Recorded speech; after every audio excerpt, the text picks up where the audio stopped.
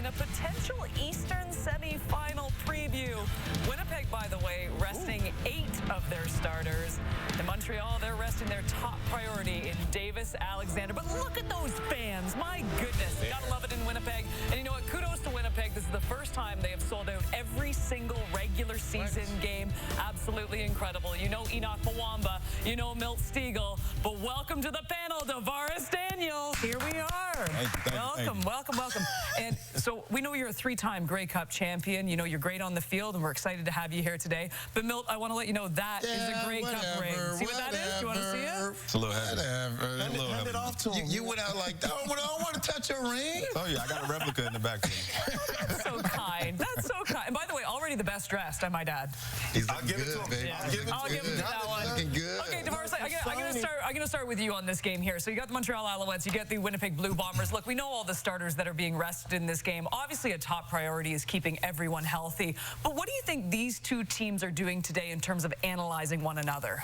I think the most important thing is coming out of this game healthy, but I think the one thing that you want to see is your backup guys come in here and execute your game plan to the best that they can do. I think that what you learn in a game like this that doesn't mean anything is not so much. You don't really take too much from either team. They're not going to run the majority of their stuff. They're going to keep it very basic, but you do want to see McLeod Bethel-Thompson come out here and execute the offense and, along with Strebler, and just send a message into the playoffs of, you know, what kind of game it's going to be. Yeah, absolutely. I totally agree with you. This game plan is going to be pretty vanilla on both sides, and I do agree with you, Davaris.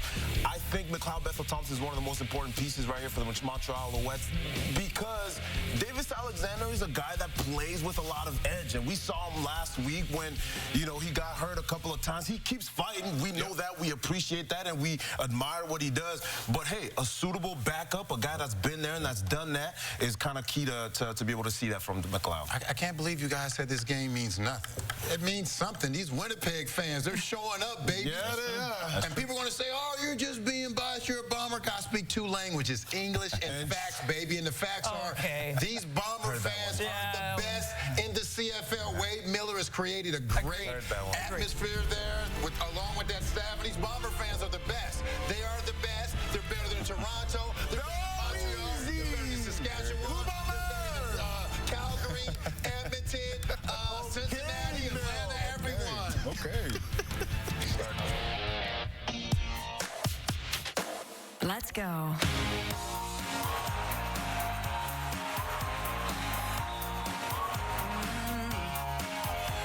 Don't want you for the weekend. Don't want you for a night. I'm only interested if I can have you for life.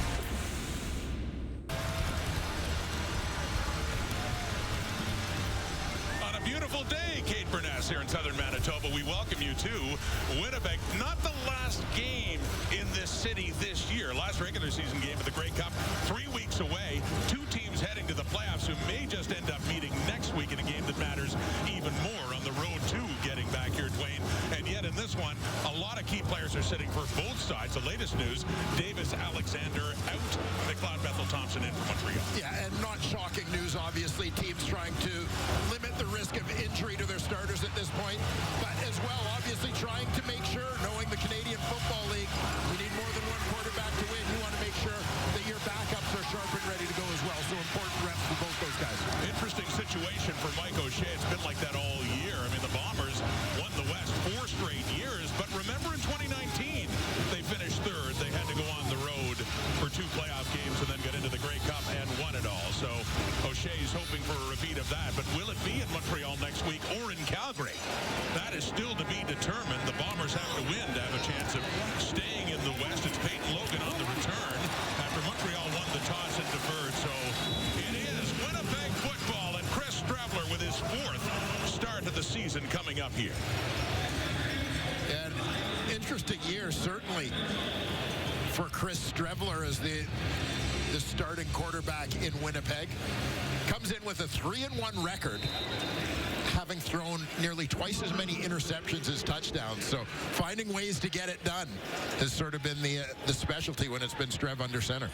He started in the Bombers' first game back in week 2 against BC, got the win in that one.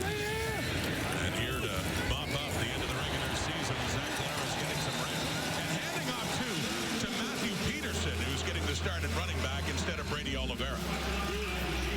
You'll notice a few changes along that offensive line as the game goes on. In the starting lineup, it's Micah Vanterpool in place of the veteran Stanley Bryant for this one.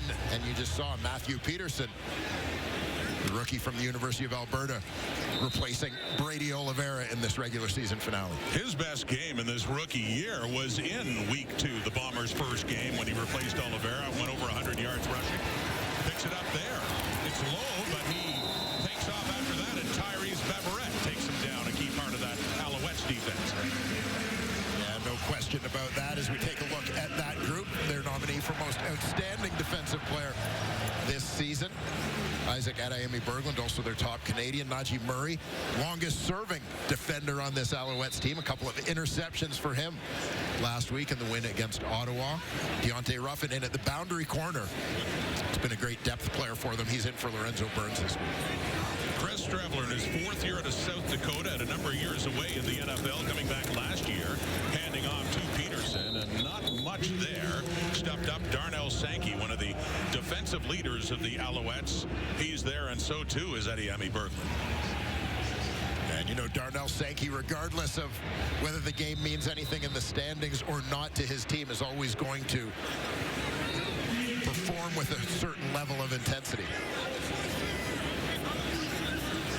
Second meeting of the season between these two teams. They met back in Montreal in week 12, and the Bombers won that game. 2nd and 8 now.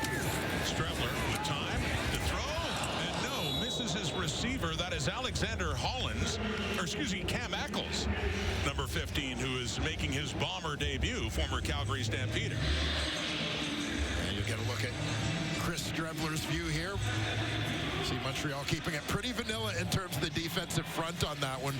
4-man rush, no twist to get things started in this ball game. Again, two teams considering the possibility that they may meet again in a playoff game in a week.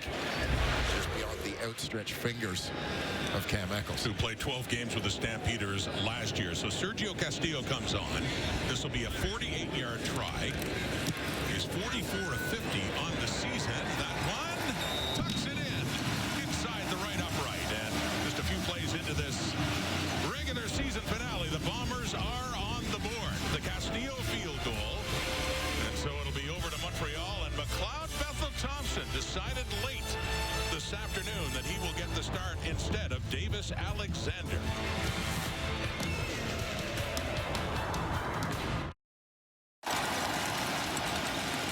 Veteran quarterback McLeod Bethel-Thompson making his 8th start this season. In for Davis Alexander, a 3-4 record, thrown for over 1,500 yards. Yeah, McLeod Bethel-Thompson has obviously proven to be a valuable pickup for Montreal, providing veteran depth at that quarterback position, with Davis Alexander having missed significant stretches this season. 68th career start in the CFL for MBT. This is the first season in Montreal for Bethel-Thompson. Won't snap in the first down, and he just tries to get rid of it and does to Stevie Scott while he was being sacked. So good job by Bethel-Thompson to turn that into something as Scott. But a great game last week in Ottawa takes it in for a Montreal first down. Yeah, and good poise here for Bethel-Thompson. As you can see, things kind of go wrong right from the get-go. He's got to dodge one. Jaden Woodby on his back. He's able to shuffle that off to Stevie Scott and somehow turn that mess into a first down for the Owls. Just across the Alouette 50, their first possession. They know they're second place in the East this year, regardless of the outcome today. Scott, the running back again, with injuries to Travis Tice and Sean Thomas Erlington, getting a lot more work on the ground for Montreal. As we look at this group, Des Holmes in the lineup at right guard in place of Donnie Ventrelli. And Tyler Sneed, who had been a game-time decision with this game not affecting the Alouettes' position in the standings. Sneed, their top receiver this season, will sit. The veteran Alex Hollins makes the start in his place. For his 5th appearance for the Alouettes this season. Hollins throwing off to the right, Bethel-Thompson.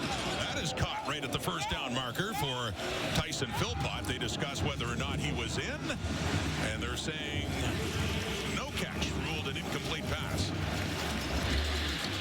Yeah, Philpott just ran out of real estate on this one, right along the sidelines in front of that Bomber bench.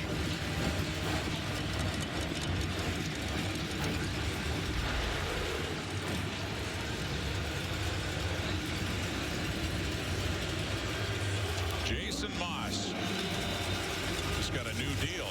And Danny Machocha, contract extensions, the job they've done in Montreal. Grey Cup champions 2 years ago, first in the East last year, back in the playoffs this time around.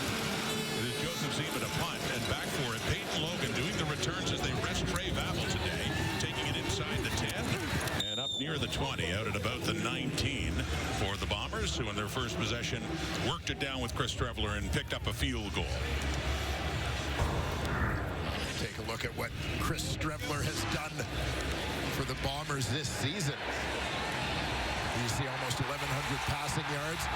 Best known, of course, for what he does with his feet. Whether it's in short yardage or just as a changeup in that regular offense. Over 300 rushing yards this season. Number 2 rusher on the squad. Behind, of course, Brady Oliveira. Starting deeper in his own zone, inside the 20, Streveler again with time, lots of it. And now looks to take off, and coming in to get him is Isaac Adeyemi Berglund. And Streveler looks to be hurt. Still on the turf after that hit by Adeyemi Berglund. Yeah, clutching that left knee. It looked like he may have had some trouble with the knee as he tried to cut inside of the oncoming defender. Just wonder if that knee collapsed on him a little bit. Gave out as he tries to duck back inside here. And you could see he was kind of hopping on one leg. He makes a hard plant here. Fake to the outside. You could see right away his feet stopped dead and he was grabbing that leg. Not looking good for Chris Streveler. Terry Wilson, number 3, warming up the head in this game as he needs help to get off the field.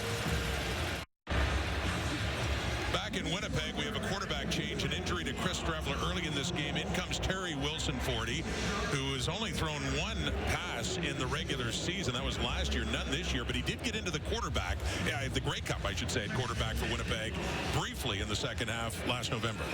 Yeah, well, so an opportunity, particularly if the Streveler injury proves to be something serious, and obviously it didn't look great as he was helped off the field. I mean, Streveler has a role in this offense, and so Terry Wilson could become a very important guy all of a sudden, so valuable playing time for him. Wilson gets a rep and shovel underneath, and it goes incomplete. First play from scrimmage for Wilson, and that ends up being a 2nd and 10 coming up. Yeah, looked like that. Keep an eye on the running back here, Matthew Peterson. This appeared to be a shovel pass intended for him, but Lual Uguak crashed things down off the edge, and the shovel was a little short, but Peterson would have been swallowed up immediately. You saw the ball came off the hand of the quarterback awkwardly there and made it a tough catch to begin with. So Jamison Sheehan will have to punt it away from his 5. Takes a hop. Tyson Philpott on the returns, picks it up and gets it up across the Alouette 45. Austin Mack, a big part of the Alouettes offense 2 years ago when they won the Grey Cup, and looked very good in his most recent game against the Ottawa Redblacks. Yeah, Austin Mack, touchdown catch in that ball game, just a 2nd touchdown catch of the year, but over 100 yards receiving for him in that one. 2nd time this season he's gone over 100. Could it be this 2023 star is heating up at the right time? McLeod Bethel Thompson, pump fake, intercepted Tony Jones, right to him, takes it, and Winnipeg has the football inside the Alouette 40. Tony Jones, one of the stars in the middle of that Bomber defense, has his 2nd interception of the season. Well, Tony Jones has kind of done it all. Nominally the middle linebacker, but here you see him coming off the edge, just hanging back. He's reading the eyes of the quarterback, basically cherry picking underneath that route from Tyson Philpott on the outside. Easy pickings for Tony Jones. So Terry Wilson, the Bombers of the ball in the Alouette zone, starting with the 39. And Mustafa Johnson says no further to Matthew Peterson. And then a word there for the center, Chris Kolinkowski, as Winnipeg doesn't get much there. Well, Mustafa Johnson, one of a number of key Als who missed significant time this season. You know, and I think this contributes to a lot of the Als' success down the stretch, was getting people back, but some of those people finding their stride. In his first game back, they did lose to the Ticats, continuing the losing streak. Since then, with Mustafa Johnson back in the lineup, they've won 5 in a row. Trying to make it 6 today to wrap up the regular season. Wilson throwing open receiver. He's got it. Jared Stearns. First completion for Terry Wilson. And a big first down for Winnipeg down around the Montreal 15. And Jared Stearns coming out of the slot just outside the hash mark. Pushes the defender deep. Bending it out to catch that one in front of Deontay Evans. And that's the kind of throw that'll give Terry Wilson a little bit of confidence. Again, came in having not thrown a pass yet. Game action in 2025. First and 10, deep in the zone. Throwing again. End zone down near it. It's caught. Another first down, just shy of the end zone. Back to Stearns again. First and goal coming up, Winnipeg. You see, Wilson makes a nice adjustment here to kind of pull up Isaac as Adami Berglund in his face. He knows he's got to change up his throwing motion, get that ball out in a hurry. Puts it in a place where Jared Stearns can go get it to set up this first and goal situation. So Wilson putting something together in this drive from the 3, first and goal. Soft toss into the end zone. It's intercepted by Marc-Antoine Dequoy, who chooses to run it out and gets it out to the Alouette 5. So we have back-to-back interceptions in this game early on. First Tony Jones to set up the Bombers, and then Dequoy to deny Winnipeg of any more points on the board. Wilson had tossed them to get them deep, but that toss ends up in the hands of the Alouette safety, Marc-Antoine Dequoy.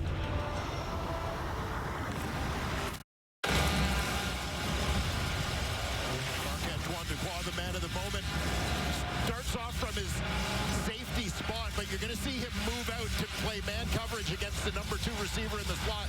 That's Jared Stearns. Stearns works deep towards the corner. Dequoy has his eyes in the backfield, sees that the throw is coming up short, and steps in front of it. I can't believe I'm saying in week 21, Marc-Antoine Dequoy's first interception of the season. So deep in their zone they start. Bethel Thompson completes it to Regis Sibasu, but no gain right around the 5. Second and long ahead for Montreal. Just glad to have the ball back without any other Bomber points on the board. Yeah, quick hitter here. Sibasu is one of those guys who will get a little more action today as Montreal tries to practice a little load management in that receiving corps.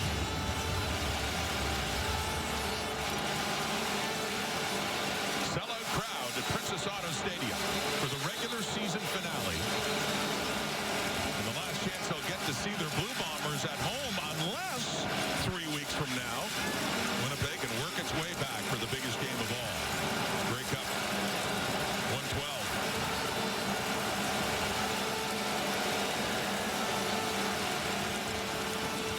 Bethel Thompson, second and long. And then it goes off the intended receiver, ricochets and heads down incomplete. So Montreal will have to punt from their end zone.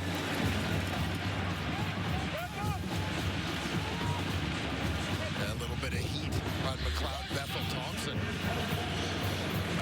We'll talk a little bit as this game goes on, but Winnipeg getting a late season look at a few new faces along that defensive line. So certainly guys with something to prove here early, as you see Chris Strebler, who's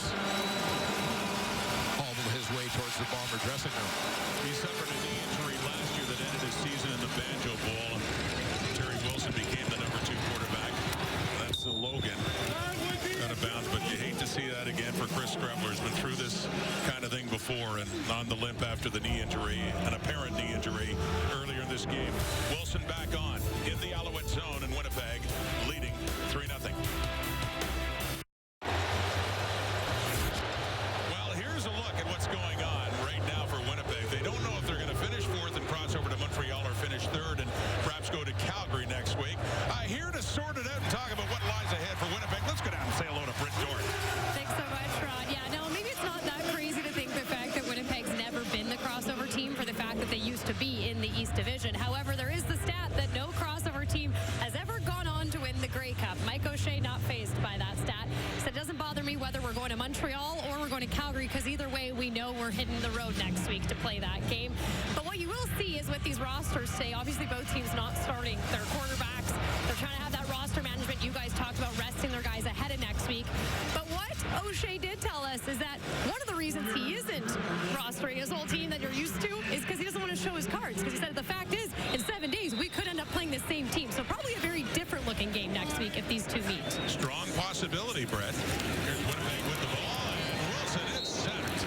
He's buried hardly any time. It's Sean Oakman coming in, taking him down back at the 50.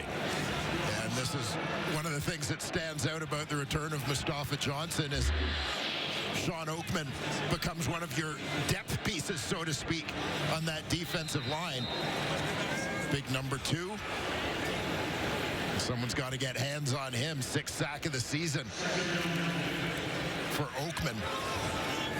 And a pretty special depth piece to have on any D-line. The veteran who's spent time previously with Toronto and Edmonton. Here's Wilson again. 2nd down. Long and nearly intercepted again by Dequoy. It is amazing. You pointed out that Marc-Antoine Dequoy, known for big plays and turnovers, just got his first pick of the season a few moments ago. He nearly had number 2. And you wonder a little bit if the youngster Terry Wilson might be staring down his receivers a little bit. 2nd-year man, that head-to-head with the veteran safety in Dequoy.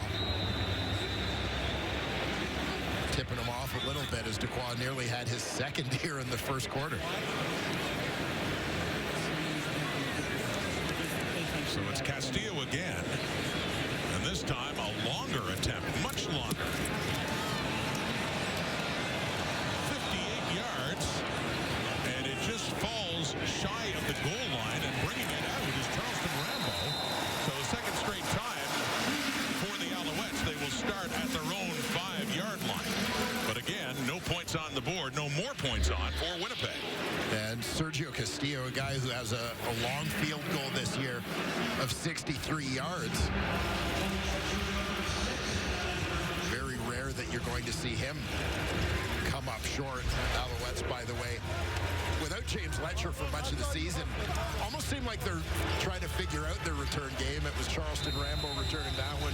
Tyson Philpott listed as the primary returner here today, but it'll be interesting to see what they do when it comes time to lay out that playoff roster. And as for Castillo, he was 6 for 9, 50 plus. Now 6 for 10 after that miss. So again, deep in their zone, it's Stevie Scott, the ball carrier, picks up a couple of yards for the Alouettes. Well, and, one of the things that I think is so important to mention is it seems like a lot of the focus becomes on these teams not necessarily playing starters in the final week of the season for various reasons, but it's not like the guys that they're putting out there are a bunch of guys they just picked out of a pumpkin brush, right? Like you're talking about guys who have veteran players or guys who have been on practice rosters all year, whether they're looking to try and prove something or fight their way onto the playoff roster. Bethel Thompson throwing, and Austin Mack catching, and a 1st down. Alouettes buy themselves some space with the veteran Mack, as mentioned, a big part of the run to the Grey Cup in 2023.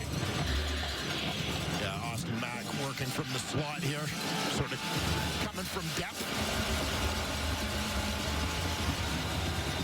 And just looking for a quick hitter, obviously a little bit limited offensively in this field position. You don't want to risk giving up yards via sack, so you're going to try, generally speaking, to get the ball out of the QB's hands quickly. Bethel Thompson handing off to Scott again. Stevie Scott grinding his way up.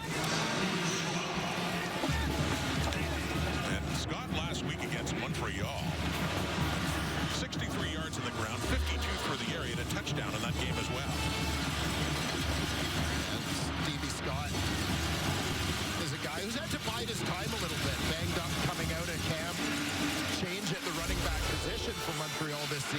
after Fletcher being let go. They opened the season primarily with Sean Thomas, Erlington, and Travis Tice.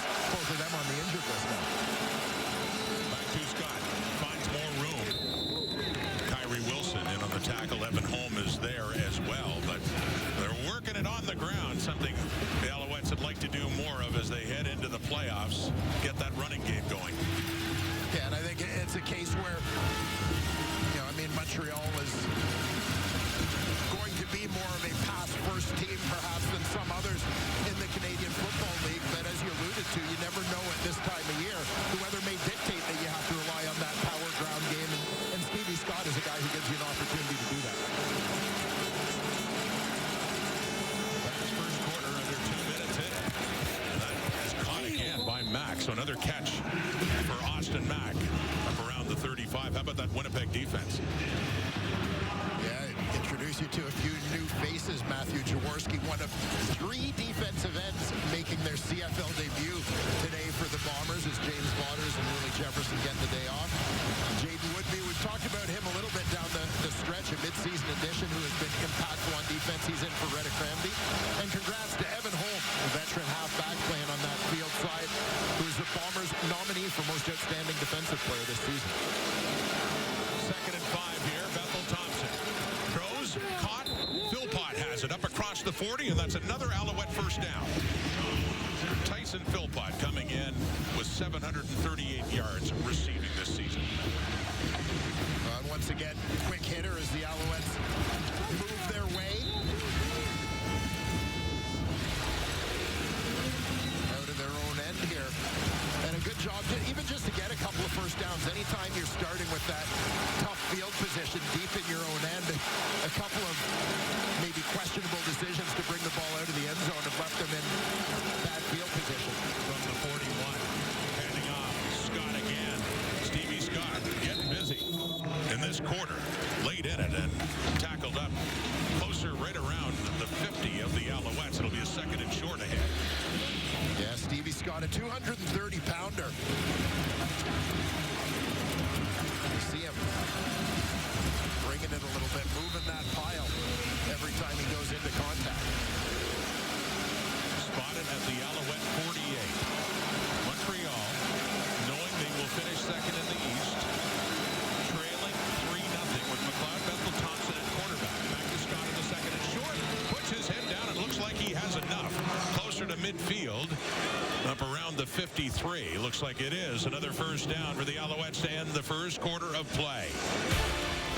Winnipeg has the lead on a field goal by Sergio Castillo. The quarterback for this game in Chris Stravler will on TSN final.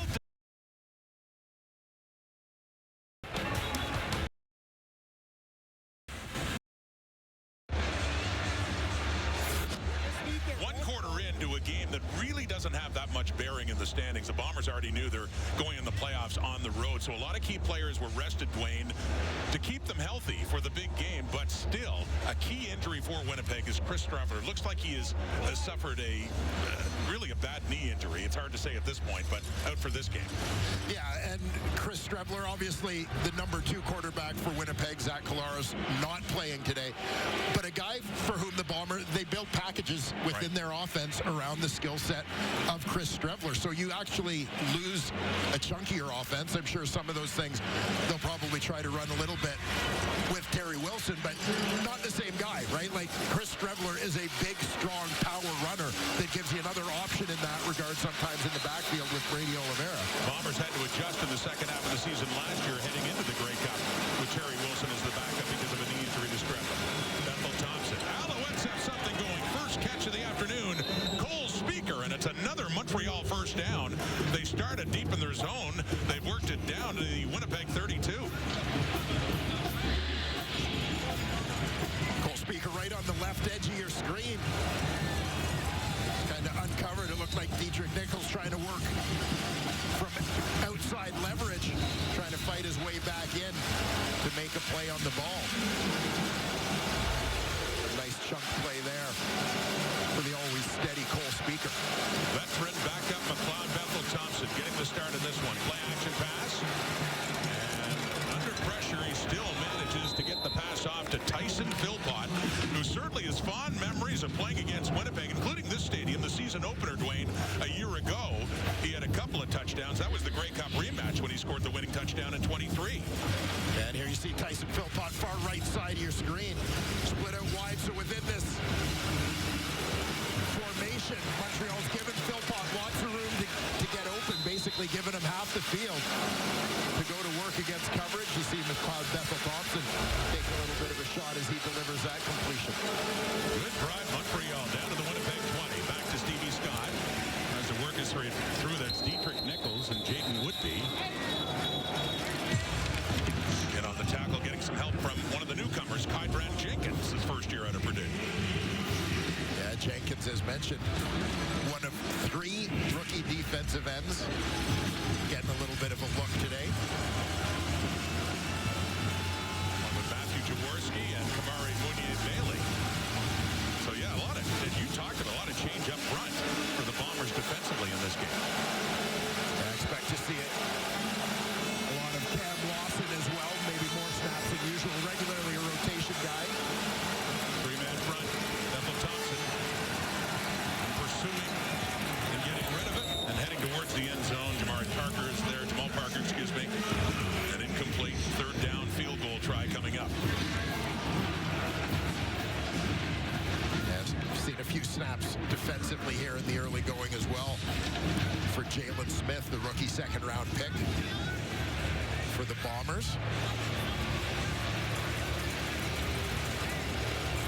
Jose Maltos Diaz, Dwayne, tied with Damon Duval in field goals for a season at 55 for the franchise record. So if he makes this, he stands alone, looking for his 56th and an Alouette team record. And it'll be put down just inside the left hash by Joseph Zima from the 25. Jose Maltos Diaz and stands alone in the Alouettes record book as this game is tied at 3. Took over the kicking duties in Montreal last year. Having a great year. And just tied the score here in Winnipeg.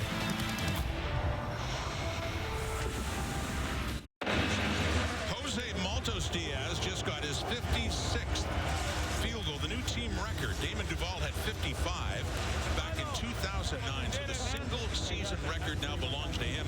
And by the way, he's also in pursuit of Justin Medlock with 60. That's for the CFL record. On this final day of the regular season for Maltos Diaz. Thanks to these guys. Alouette nominee. Special Teams Player of the Year.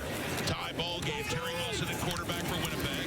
Matthew Peterson is the running back as they give Brady Oliveira a break in the season finale, and good pickup there by Peterson.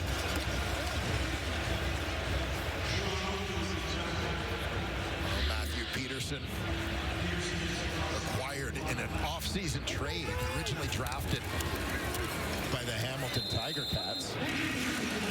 4th-round pick in 2024. Swapped for defensive lineman Kyle Sampson, who had been in Winnipeg. 2nd down and 5. Wilson airing it out. Down the left. And no. Looked like a shot there for Cam Eccles, making his first start for the Blue Bombers. And falls incomplete. As you mentioned, Eccles up on the line of scrimmage, top right corner of your screen. Breaks in initially, give himself a little bit of space, setting up kind of that thin corner route. Pretty well thrown ball. Just off the hands there with Deontay Ruffin arriving just in time to disrupt the play. Eccles with his Bombers debut as they spell Ontario Wilson for this game. Yeah, Eccles 31 catches for Calgary last season, over 300 yards.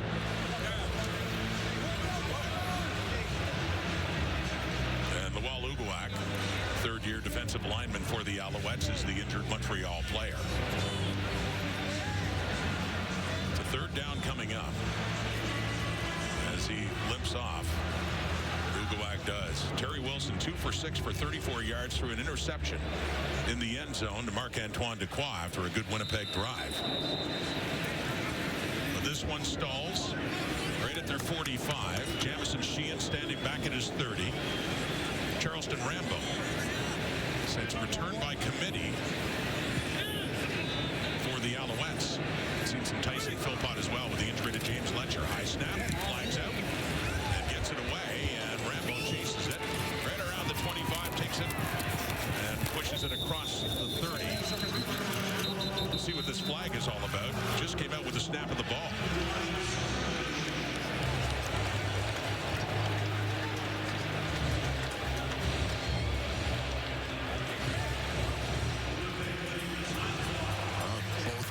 Is starting to stroll on the field here. Offside, Montreal, number 2. 5-yard penalty, first down Winnipeg. And it was third and just a little bit less than 5. So, yeah, that's a big offside to keep the Bombers' offense on the field, and the Alouette defense has to return.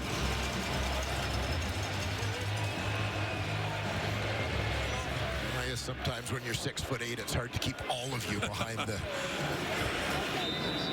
line. Tallest player in the Canadian Football League, Sean Oakman, and one of the tallest too, Willie Jefferson, another one of the Bombers getting a break today. Offense stays out though. The 3-3 tie, second quarter. Back in the hands of Matthew Peterson, and a good run by Peterson, knifing his way through. Dequoy had him wrapped at the ankles, but he still has another good pickup, and it'll set up a second and short here. Yeah, nice push here from the Bombers' offensive line. You see Patty Neufeld getting a little bit of movement.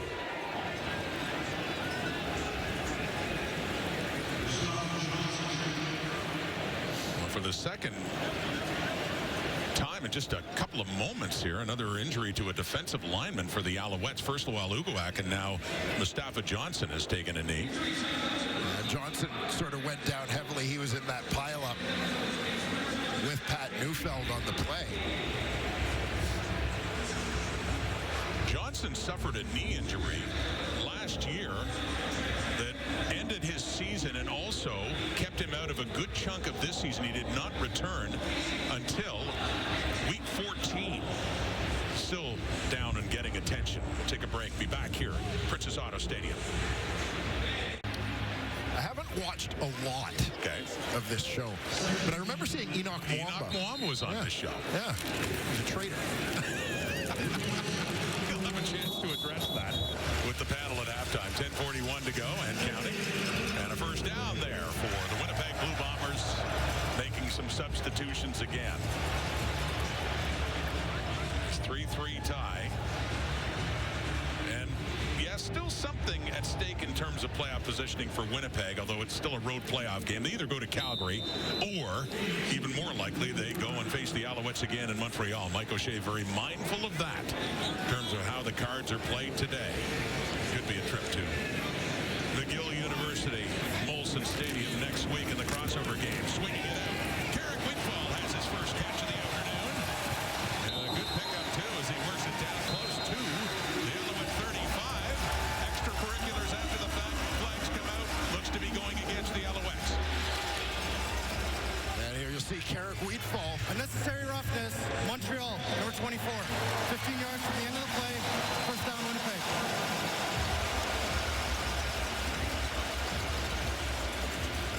I mean, Dequoy delivers the hit here. I don't think he's been listed out of bounds, maybe viewed as a bit of a high shot there. Is that extra shove after he's already out of bounds? It's just getting him out of bounds. Just making sure he's out. It's football. But, I mean, I come from a bit of a belief that all roughness is necessary. They're going to take a look. You see him with the who me. Like, yeah, you actually give me a flag for that? I wonder if it had to do with... There's no infraction on the play. The Winnipeg ball player was still in bounds. It'll be first down Winnipeg still. There you go. Now we'll get another look. Dequoy in pursuit to the sideline. And Wheatfall is going to spin back inside here.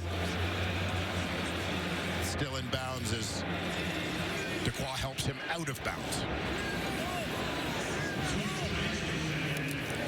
Dwayne Ford settling down now after what he thought was a little bit of injustice there on the it's all good now. necessary roughness by Marc Week Antoine 21, Lacroix. Rod, but I'm bringing the playoff intensity today.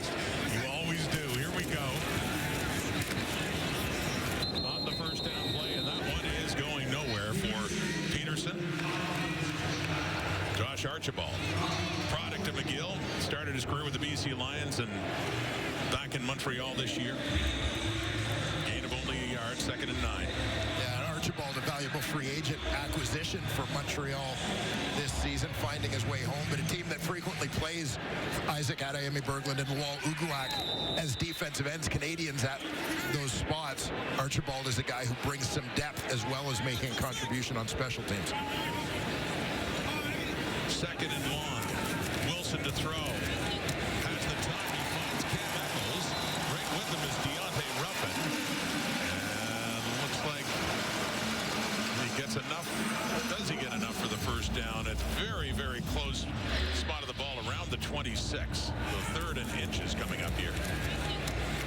Bombers maximizing the protection for Terry Wilson there, as this one's going to take a little bit of time to develop with Eccles on the underneath cross.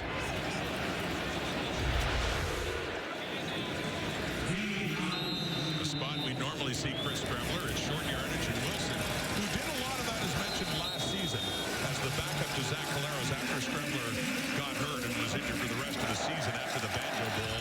Wilson became their short yardage QB, and he does have a first down there. And as I say, I will be very curious. Look at that little devil. You know, to see what the Bombers do to sort of make up, I guess, for the Strevler contributions in terms of their packaging offensively. To see both Zach Collaros and Nick Dembski, a couple of key offensive performers in their street clothes today. If the Bombers don't win this game, then it is sealed, regardless of what happens later today with BC and Saskatchewan. They get 4th, they cross over, Wilson is down. It's Dequoy coming in, and a huge loss for Winnipeg on that tackle of Wilson, pushing them back outside the Montreal 35. Yeah, we talk all the time about how much Noel Thorpe likes to move players around.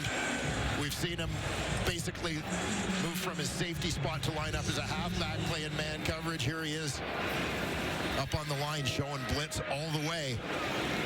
Dequoy already with an interception, adding a sack to his stats line. That's his 3rd sack of the season. Marc Antoine Dequoy. 2nd and 22. Little shovel inside, and it's read perfectly. Archibald is there again. Seeing it tossed to Peterson. Only picks up maybe a yard or two. So special teams time, and Sergio Castillo's coming on for his 3rd field goal try of the afternoon. Yeah, watch from the right side of your screen. Archibald makes a move inside, manages to keep that inside arm free. Working against Micah Vanderpool, the tackle, but able to get a hand on the receiver. Sergio Castillo made his first try at 48. He was short on a try from 58 in the first quarter. Put down by Jamison Sheehan, and this will be a 43-yard attempt for Castillo. And he's good again.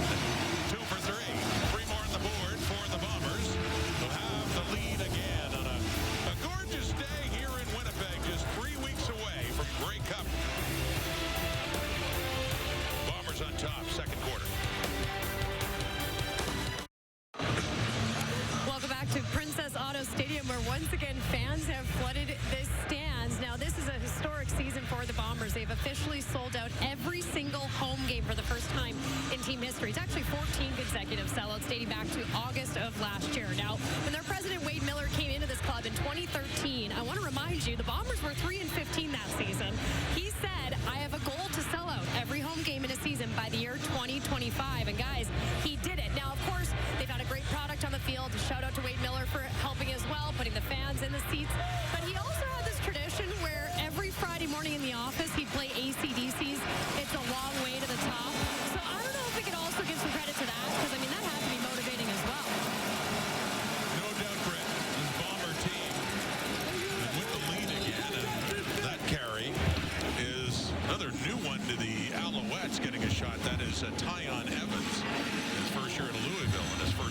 game, first CFL carry. And we'll take another look at Evan's first carry in the Canadian Football League. Another big power back. Just hits that one north-south. A lot of fresh faces in this game today and the regular season. First and 10. And an awkward handoff, but gets it back to Evans, who gets across midfield, and then pick up. Second and about 5 ahead here from Montreal. You know, just getting back to the Bombers and selling out their entire season. Love that costume. You know, I think Wade Miller, if asked, he would probably tell you in terms of selling out the entire season that it's probably a little bit like trying to put sunscreen on your back, right? This isn't something that you can do alone. Very true. Very true. And for Winnipeg, too, what a run it's been. 5 straight appearances in the Grey Cup. And this is the first time in 5 years that they won't host the Western Final, and Bethel Thompson throwing that one away. But this is an organization, as he is so slow to get up, and that's Bailey again. Mounier Bailey. Kamari Mounier Bailey at a Weber State involved in the play. But for this organization, they had a long drought. 29 years ended in 2019, and after they took over the West Division. That's been a pretty good run, and you know, it relates to the Bombers' roster management. This is a team for whom you would argue that a home game is such a huge advantage. Mike O'Shea has talked a lot about the importance of their fans. And would have loved another home playoff game, but said the decision on the roster for this one, knowing that it's either Calgary or Montreal, and nothing that happens today is gonna change that. Yeah, if they had the opportunity with a win today to get a home playoff game, I suspect the roster deployment would be different.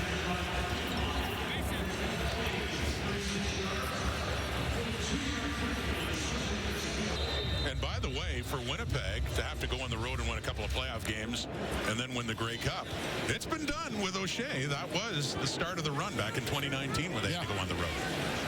Yeah, no, absolutely. It is. These are not uncharted waters for the Bombers. His first time in a while, though. Oh, nearly picked off for a touchdown by Kabion Ento. He stepped in front of Joey Corcoran and had nothing but daylight ahead, and he knows it. Yeah, he was in full stride towards that Bomber end zone. I'm sure his eyes were as big as saucers here.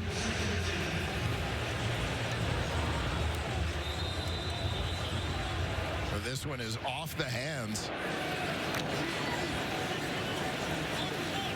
You know, Ento, by the way, a receiver in college, so he's going to hear about that one a little bit.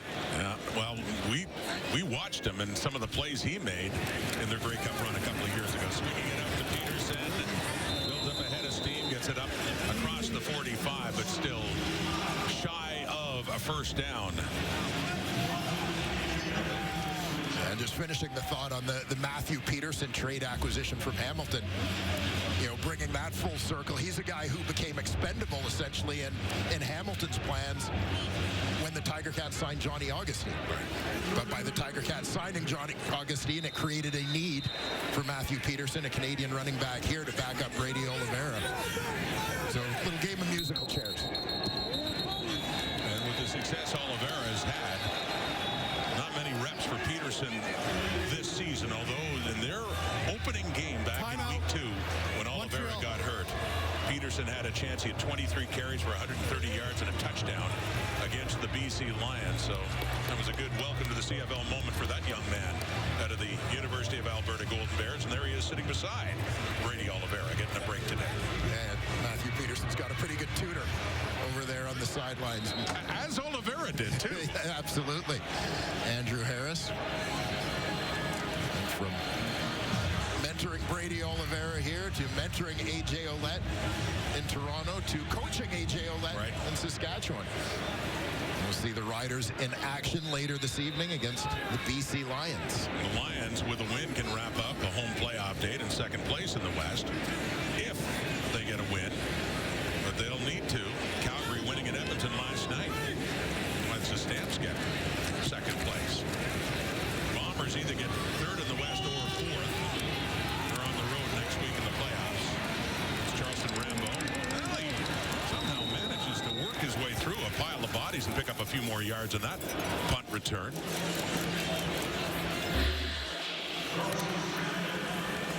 Charleston Rambo doing whatever he could to pick up yardage here. Nice job getting out to the sidelines to get to that one and actually get a return on this play.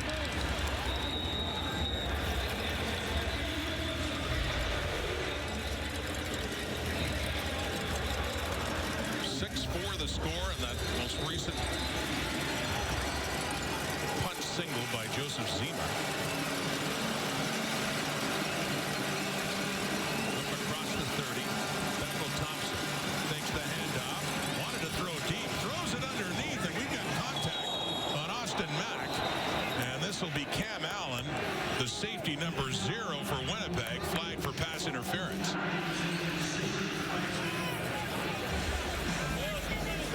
Pass interference, Winnipeg, number 0. Spot of the foul, automatic first down. Here you'll see Mack out of the slot is going to work all the way across the field, number 81. Cam Allen gets a hand around the waist. Austin Mack, by the way, a proud graduate of The Ohio State University. We'll be very glad to see a Purdue guy get flagged. Big Ten rivalries run deep. It just happened. Well, not that it's a competition between our guest analysts, but this is the first time that one has brought us presents to Forrest. What can bring us here today? Part of the team now. I love it. Did you get it right? Material too, Wait, something? Best of the best.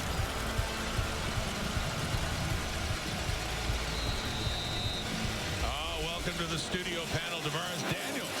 Good to join us. We'll hear from him at halftime. Kate, Enoch, and Milt. Tavares Daniels, by the way, involved in the last crossover game in the CFL. He was with Edmonton in 2019 in Montreal, and his head coach, Jason Moss, who is about to be involved in another crossover game this time with the Alouettes. Yes, finding himself on the other side of it. And Edmonton won that year. Trevor Harris was surgical, completed 93% of his passes. They went to Hamilton, though, and the Ticats won.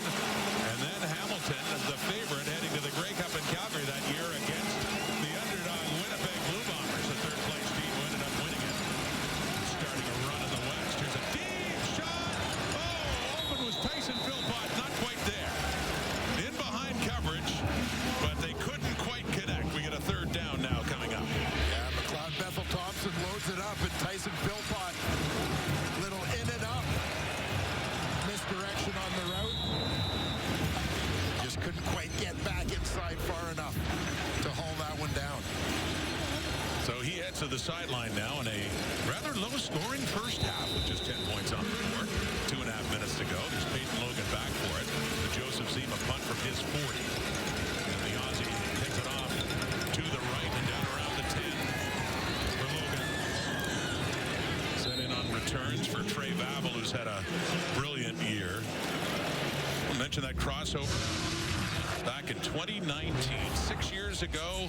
Edmonton, the crossover team, and there's their younger head coach, Jason Moss.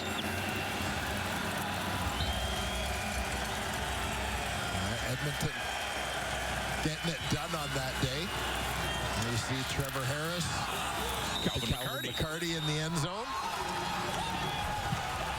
I said Trevor's day, 36 of 39. Remarkable. You were at that game back then in Montreal, and Davis Alexander is produced to watching on this day as Jason Moss doesn't want anything happening with him with a big playoff game. Next week, the playoffs begin. Alexander, dressed for this, had been listed as the starting quarterback, Dwayne, and then they decided, no, put Bethel Thompson in the start in this one. Yeah, and, the feeling, I think, regardless of whether Montreal had a chance to finish in first place or not, regardless of who you put in your lineup, you're trying to win the football game.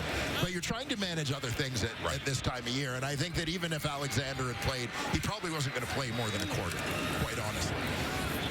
So faking the handoff and dumping it off to Eccles, and good defensive play. Coming in is Robert Kennedy on that tackle. But this was last couple of weeks, really, but last week against Ottawa. And this is the concern you have with the health of your number one quarterback. Yeah, that was the first Ottawa game. Got his lid popped off. And then last week got hit early in the game in Ottawa. The arm, and of course, he has been nursing the hamstring injury too, and has said he's not 100% there. That's what caused him to miss a good chunk of the season. 7-0 though is the start of this year. 4-0 last year. 11-0, the all-time record, and we can say he will head into next season with that 11-0 record intact. With the regular season coming to an end today. The punt by Jamison Sheehan, and backpedaling a little bit is Rambo at the 41. First half, Charleston Rambo. Good tackle on special teams by Michael Ayers, one of their special teams tackles leader. Yeah, Ayers has kind of filled the shoes of Brian Cole, who moved on to Hamilton in free agency. His second year out of Ashland University. Well, Davis Alexander mentioning the great start to his career. Undefeated in career starts, 7-0 this year, and look at those numbers as they bear out. You can see what an important player he is to their hopes of getting back to the Grey Cup. A good veteran backup in McLeod Bethel Thompson. Ball comes out in the hands of Cam Allen. Got it at midfield. Big return on the fumble recovery to set up the Bombers late in the half, but already in the score zone against the Alouettes. Yeah, it was Tyson Philpott, the Alouettes receiver, just fighting for yards, trying to fight for extra yards at the end of the play, wrapped up by a number of Bomber defenders. Philpott on the outside. You see them surround. It was Evan Holm who popped that ball out. And Cam Allen, first-year player who's kind of solidified that safety spot for the Bombers the second half of the season, coming up with the recovery and the return. So another opportunity deep in the Alouette zone for Terry Wilson. Last time they got this deep, he ended up being intercepted in the end zone. Matthew Peterson puts his head down, gets it, and around the 15. Still no touchdowns in this game. Take a look back. That turnover again. Evan Holmes in the middle.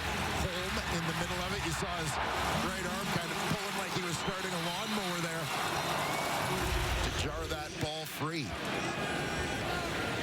So 2nd and 6 at the Montreal 15.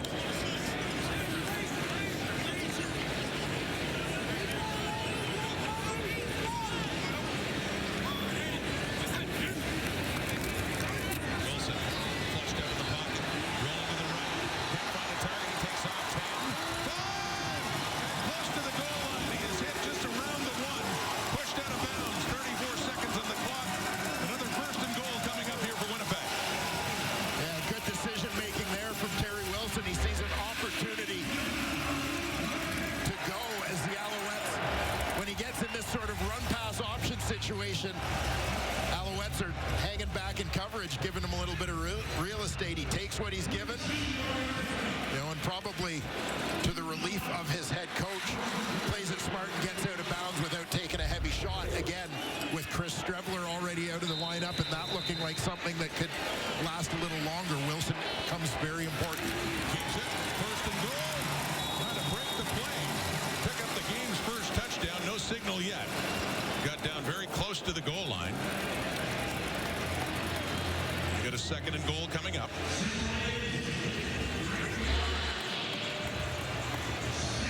Big boys up front. Pretty good surge from both sides off the snap. Terry Wilson's going to try and make himself small like a jelly bean and squeeze through there, but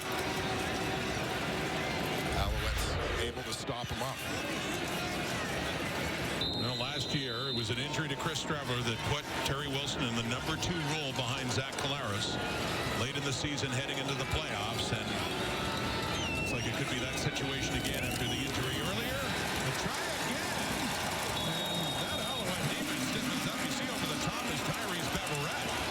But again, Wilson having trouble finding the goal line. And looks like we have a 3rd down coming up here.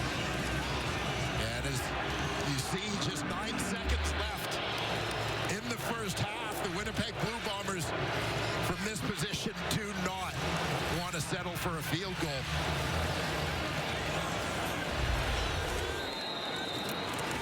Trying again. Third down. Touchdown.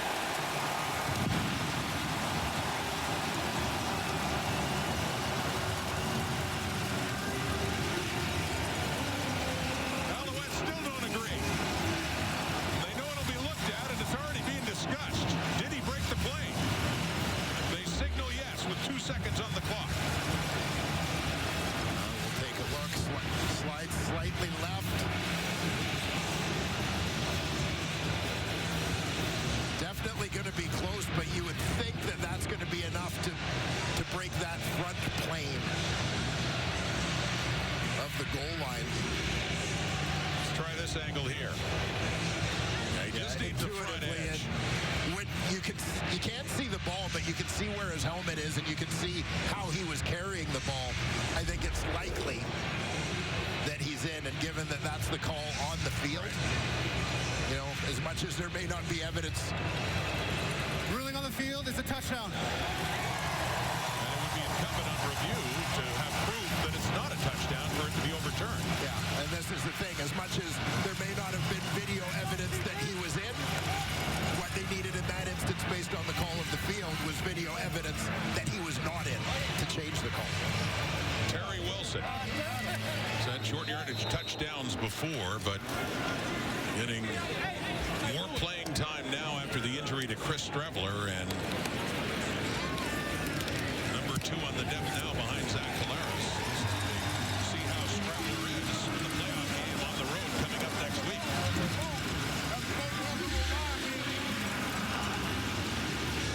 There's another look. Therese Beverette over the top.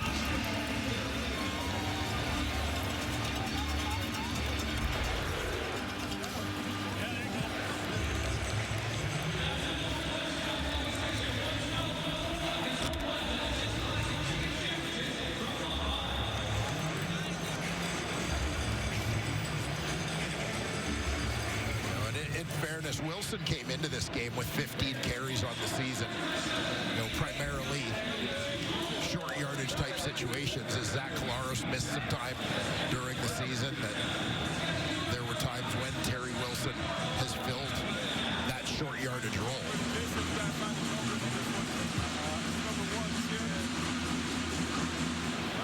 So 13-4 with that first touchdown of the game, Winnipeg. Halftime approaches. We'll be heading back to Kate and the panel.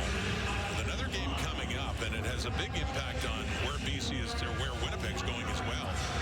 Well, if the Bombers win the game, if the Bombers lose this game, then they're going to Montreal next week. That's done. But if they do win, it depends on what BC does in Saskatchewan. If the Lions win, then again, Bombers are a crossover. But if they lose, then they would be crossing over to Montreal, and Winnipeg would go to Calgary as the third place team. So in terms of placement, still something to be decided. Most importantly for the Bombers, they know they're in.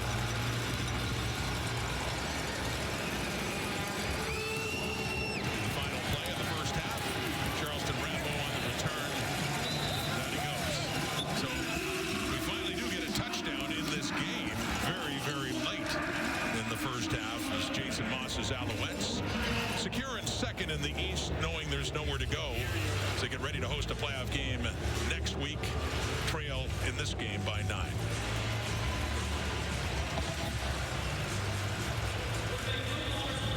Big defensive plays. Marc-Antoine Dequoy had one of them, an interception in the end zone that took some points off the board for Winnipeg.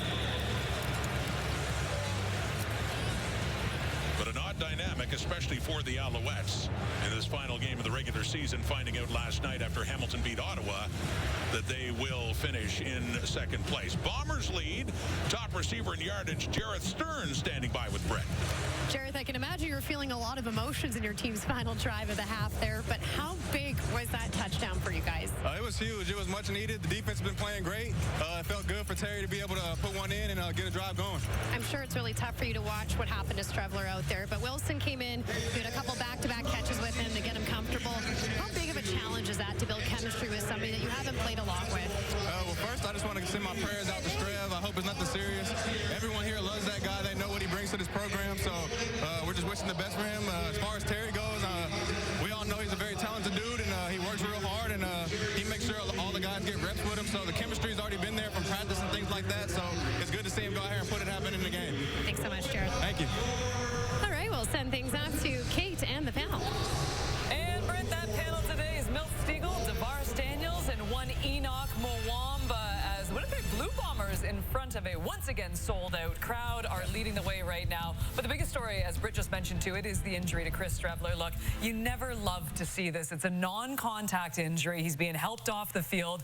The training staff took him out too. He's not putting any weight whatsoever on that leg. And I think the most important part too, other than the fact that, you know, he comes out with an injury like this and he's getting near the end of his career, is the fact that they have him in a ton of these packages when it comes to the Winnipeg Blue Bombers. Yes. And we just witnessed it at the end of that half, that it took them to 3rd and goal to punch that ball into the end zone. And they're going to need a guy like that to do those certain jobs, Milt. Without a doubt. Chris Strevler is not the best backup quarterback in the CFL, but he's the most important backup quarterback in the CFL because of what the Winnipeg Blue Bombers do on offense. When they get in the red zone, when they get in those tight situations and short yardage, who do they go to? Chris Strevler. Chris Strevler has 9 rushing touchdowns this year. That tells you how important he is to this offense. So offensive coordinator Jason Hogan, he has to go back to the drawing board because we know Zach is not going to be in those situations. Are they going to use Terry Wilson? He doesn't have much experience. He did play in the Grey Cup against you guys last year, but there's no way you can replace Chris Strevler. So I think schematically, they're going to have to do something different on offense now because Chris Strevler is not going to be in there in those packages. And Milt, this takes away a large portion of that scheme that you're going to take into that playoff game. So I think, you know, for the players on that field, they have to find a way to rally around this injury, play for their brother, go out there and try to just do what you can for him. That's the only way I see them really having a chance in the playoff game. And, you know, we'll see what happens. This is a large situation for them. It's a huge loss. And to your point, Milt, I thought you were about to say that he is not the best starting quarterback. And we saw he kind of struggled as a starter, but you're right. His value as a backup is immense, especially to this team, because he has a playbook, a bunch of package plays that are tailored to his skill set, and his skill set are very unique. And so you're losing all of that, and you have to bring in now Terry. Terry to come in right now, and he has to now fill in and play for him. This is turning out actually to be a really extremely valuable play now, play time for Terry as he comes in. He is going to have to grow up really quick in front of all of us because the play time that he's getting today is going to help him as they get into the playoffs. More opportunities for Brady Oliveira. When they get in that red zone now, you got to use Brady Oliveira more. Agreed. You got to give him the ball. You got to give him an opportunity. He's been saying he wants more of those opportunities. So Jason Hogan, offensive coordinator, has to give more opportunity because, as we mentioned, it's not going to be. And you know what, Milt, yesterday we were talking about it. Was it a smart decision for the Winnipeg Blue Bombers to sit all their guys the way they're doing today? And yesterday we were talking about the mindset of a champion. Is it right? I kind of think Mike O'Shea is now right. This is crucial because listen, this might be the last time this team is together. And as veteran as a team as they are, and as older as they get, you know how it is. The older you get, they have to re-engineer their own version of a bye week, and this is exactly what he's doing right now. As an older guy, do you even want to play this late in the season right now? If you can find a way to get a week off, you got to be able to find it. And Mike O'Shea just did that with this week. I think the best thing that can happen right now is what's happening with Terry. He gets a chance to get out there and see that defense for the first time, and who knows, he may find himself in the game coming to playoffs. So I think it's important for him to get a chance to get out there, get the full game now, and see what he can do. You know, too, a little surprising with Montreal Alouettes. I mean, especially defensively, you see Beverett out there, you see Isaac Adeyemi-Berglund, you see Darnell Sankey, you see Marc-Andre Duquois, and you're like, what is happening right now? And I get it too. I mean, they know what they're doing next week, so maybe they're just like, okay, we're just going to play through the motions and make sure we don't get hurt. But a very interesting game nonetheless. Yeah. Coming up after the break, it's an end of an era for one Bob Dice. We discuss right after this.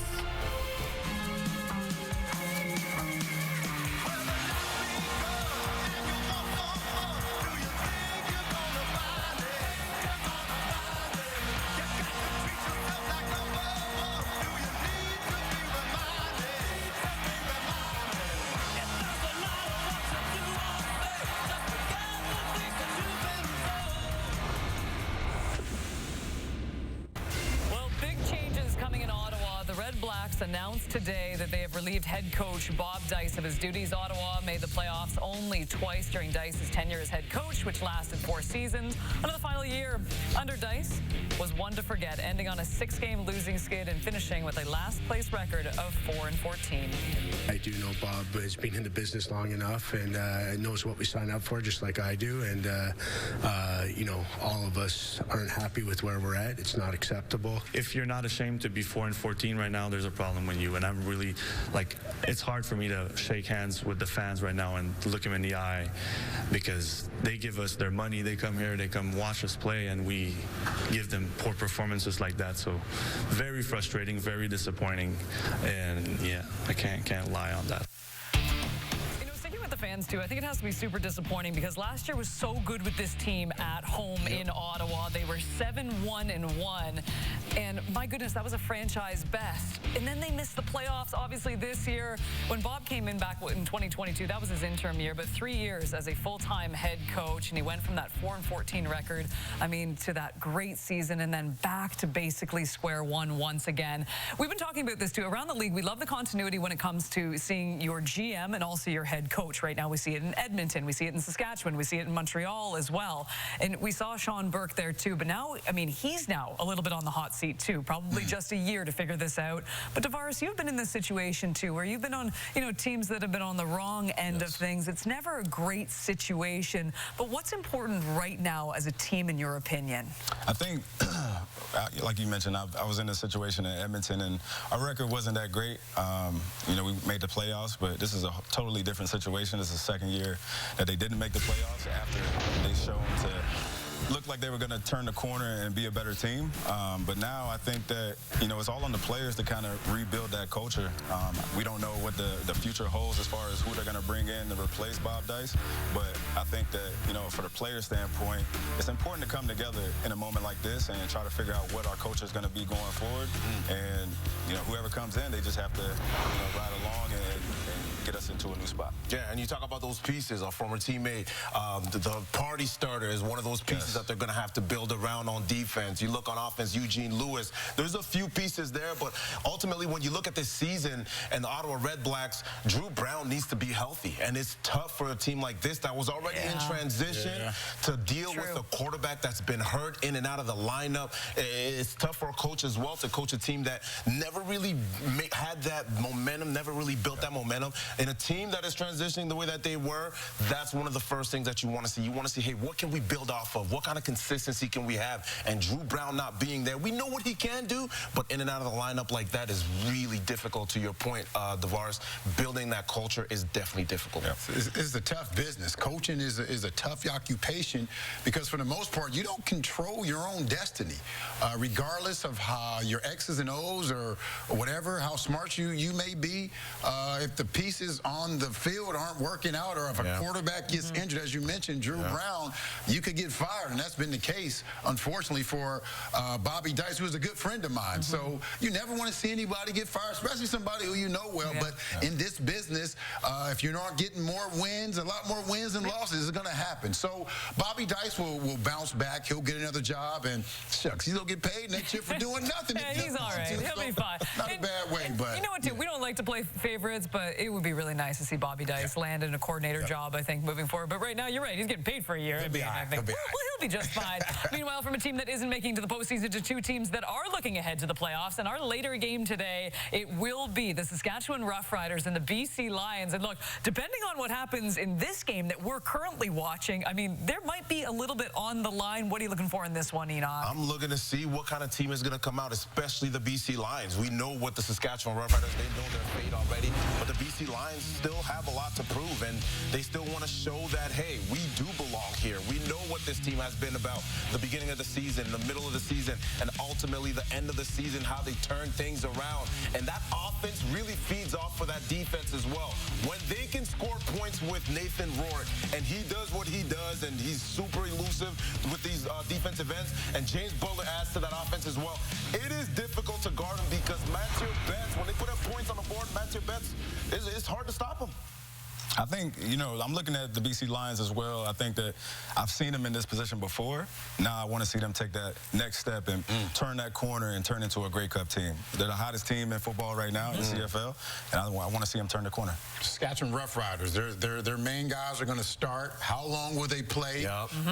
What type of game plan will they have with T-Money, Trevor Harris? What type of game plan? So that's what I'm looking at, the Saskatchewan Roughriders, and see how long those starters play. It's amazing to think we're at the end of the season. I mean, week 21, it just seems like it went by so fast. It went so fast, but what a way to end it in the Heartland today. As we said, it is a doubleheader, and we have a pregame as well. So look, 6:30 Eastern, 3:30 Pacific. We will see you over on TSN. It is the BC Lions and the Saskatchewan Roughriders wrapping up the CFL regular season. But first, we have to wrap up a game in Winnipeg. It's Enoch's new favorite quarterback, Terry Wilson, just lighting it up in the Peg. 9-point lead for the Bombers. Lighting it up in the Peg. All right.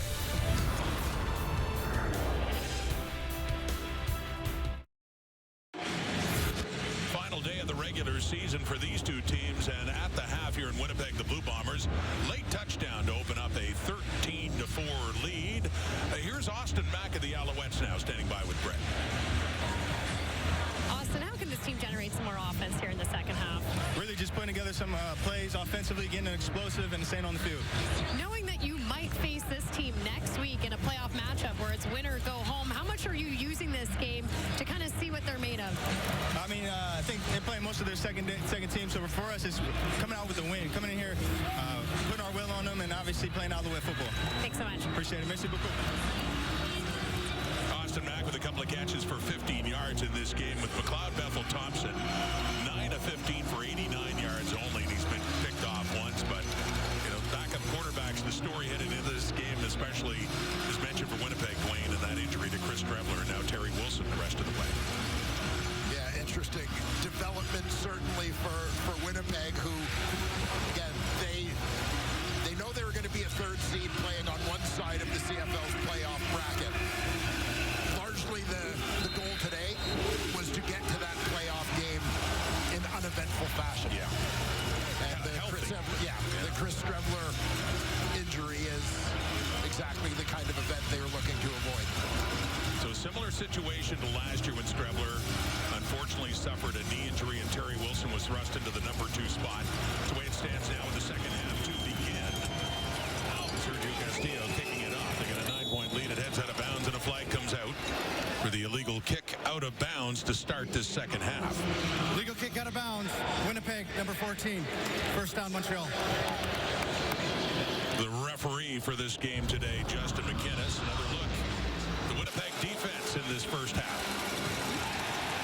Big interception early on for Tony Jones, and we certainly saw McLeod Bethel Thompson facing some pressure throughout. Evan Holm forces the fumble. Cam Allen, big return. Winnipeg D getting it done with some big plays, even without the draft-like limbs of Willie Jefferson in the lineup today. One of many Bomber veterans getting a break in this one. Even though their playoff fate has not been determined in terms of where they're going next week, either Calgary or Montreal to face the Alouettes again. So here we go, second half underway. It is Austin Mack, who just had a chat with Britton back in the field as his third catch of the afternoon and across midfield to set up a second and short. We have an Alouette offensive lineman slow to get up on the play. And that is Jesse Gibbon, one of the backup O-linemen. And you talked about it too. You get a game like this where nothing much really changes in the standings. A bit for Winnipeg, nothing at all for Montreal after last night's victory by Hamilton. So Jason Moss just wants this team to be healthy and ready to go for the game that matters a whole lot more, the East Division semifinal next week. Watching number 67 here. Jesse Gibbon, the veteran, former number 2 overall pick, and you saw he got kind of rolled up from behind there.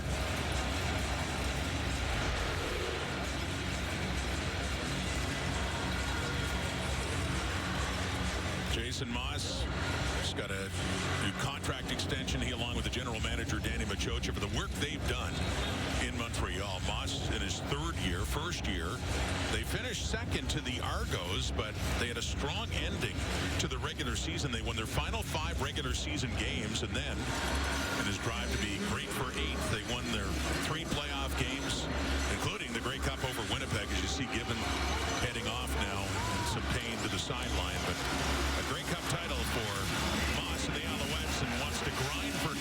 And by the way, if they can win today and then have to come back to do so, that would be 6 straight wins to end the regular season, and the goal being to win 9 straight, including the Grey Cup. But down here, though, to Winnipeg, 13-4. Opening possession, second half, and that's in the hands of Tyon Evans in his first CFL game. Getting a chance to go to work at running back. Saw some Stevie Scott earlier, so another carry for Evans there. And a first down. Yeah, Evans, low center of gravity. Big, thick body, 225-pounder.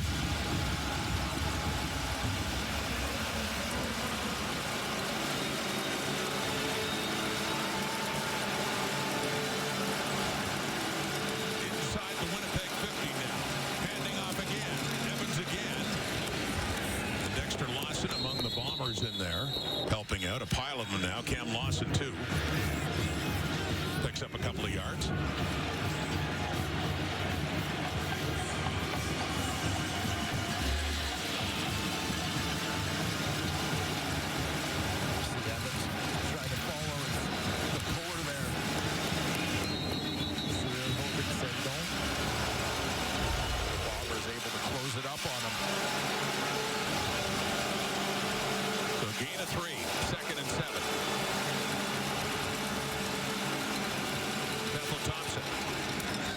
It's caught. It's a first down. It's Mack again. A couple of catches this half now for Austin Mack as Montreal ventures a little further into the Winnipeg zone.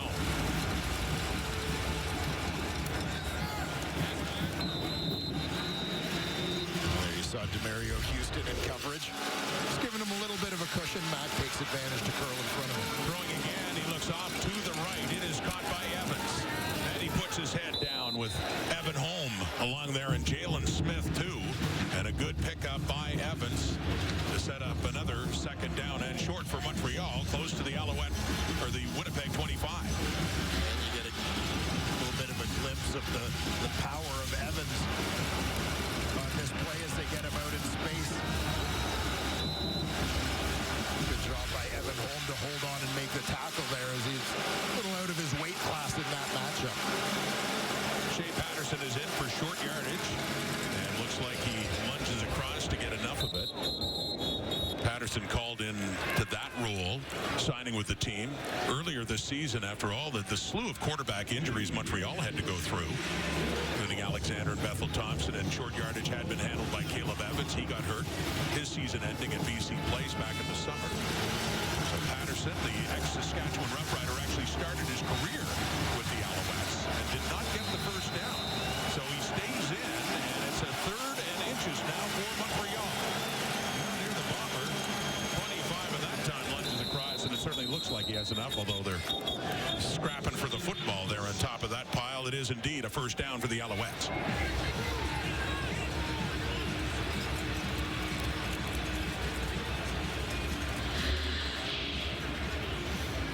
Get another look at Shea Patterson going over the top. The Bombers like a pack of hungry dogs going after that football. But Patterson doing a pretty good job clutching it in tight to his body. Down to the 24 now.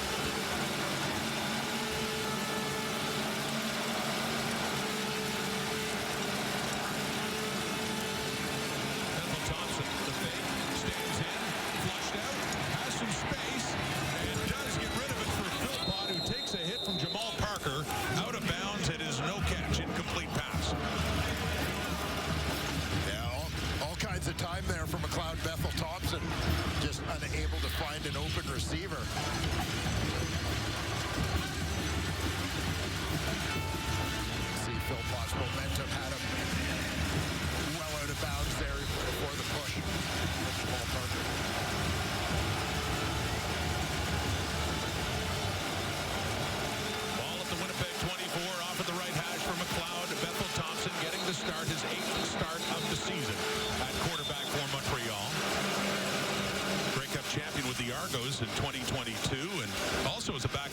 Ray back in 2017. And coming over after Cody Fajardo left. What it amounted to be a swap, really, at the time. Backup quarterbacks. Fajardo going down to Bethel Thompson after 1 year there. On the run again, and he just got rid of the football as he was being tackled. Just as he was being taken down, and it's incomplete in the field goal situation coming up. Yeah, Bethel Thompson knew he was in a race on that when he's trying to protect the field position as best as he can.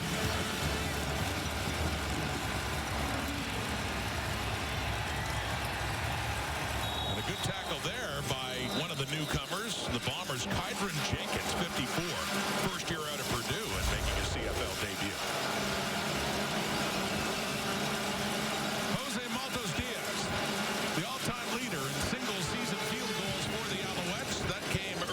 This game pumps another one through, and 3 more points. Flex the right biceps. Maltos Diaz from Monterrey, Mexico. 13-7. Winnipeg still leading.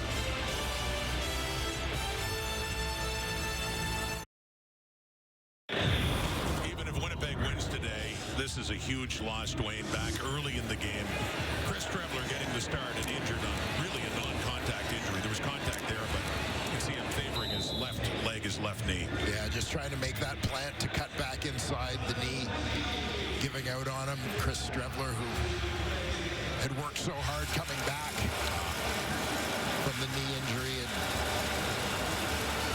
yeah, I mean, the emotion is very real, right? This guy loved by his teammates, very hard worker. Getting the start as they rested Zach Collaros, but just devastating for Strevler and the Bombers, too. The emotion you can see after everything he did, as you say, to get back on the field after a knee injury a year ago. It kept him out of the late season, the playoffs, the Grey Cup. In his first year back with Winnipeg after being a part of this team in 2018 and 19. And Terry Wilson, who took over the backup duties and short yardage as well for Chris Strevler last year late in the season. Looks like he's thrust into that role again as Zach Collaros' backup. Yeah, and you heard the panel talk at halftime. I mean, these reps, you anticipated Terry Wilson was going to play a bit today, but these reps become that much more meaningful now. He's throwing again. If he can get away, he does. Takes off, uses his legs. We saw that in the first half to set up a touchdown. He would later score, and he has a first down close to midfield for Winnipeg. So Terry Wilson, not afraid to use his legs, take off when the pressure is on. Yeah, nice escape here as it looked like Wilson was in a little bit of trouble. Able to step up. It was a similar kind of play for Wilson that set up the Winnipeg touchdown in the first half. Late in that second quarter. Flushed from the pocket, scrambling to put them in a goal line situation. His running back is Matthew Peterson, whose carries account for more than half of Winnipeg's offense in this game. There's the ball now. Good carry by Peterson. His first year out of the University of Alberta. And gets it close to another first down. It looks like it'd be a second and short coming up here for Winnipeg. And you'll see it. Nice hole up the middle. Peterson just north-south on that play for that 9-yard gain. Up to 50 yards carrying.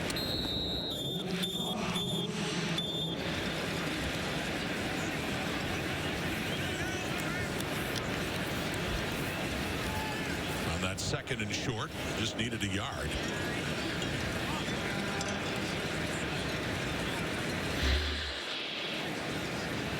Physicality here. And that was enough. Another first down. Bombers on the move. Their lead down to 6. If they win, we will wait and see what BC does later today. It's a game of interest in the standings regardless. Lions win, they get second place. The Lions lose, and the Bombers go on to win this game. It's BC crossing over to Montreal next week, and Winnipeg will go to Calgary. Right down to the final game, things still to be determined. 6 and a 1st and 10. Terry Wilson faking to Peterson. Tries to evade the rush. Does for a moment, and he dishes it off down to the 40. And nicely done to get it into the hands of Gavin Cobb, who was inserted into the lineup last week against Saskatchewan with the injury to Nick Dembski, and he is the catch. Yeah, I thought in this situation that Wilson might just be happy to escape the pressure, and this was going to be a throwaway, but able to find an open receiver, pick up a few extra yards on the play, put his team in a favorable second down situation here. Gavin Cobb started his career with Edmonton, but back home, went to the University of Manitoba.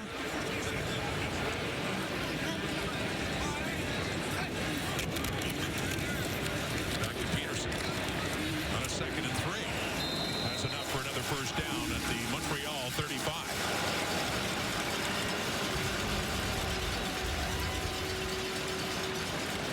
Peterson certainly getting his touches in this regular season finale, and Bombers offensive line maybe building a little confidence against the Montreal front with the way they've been able to move that ball on the ground. Well, I was going to say a reminder, too, who is not playing for Winnipeg.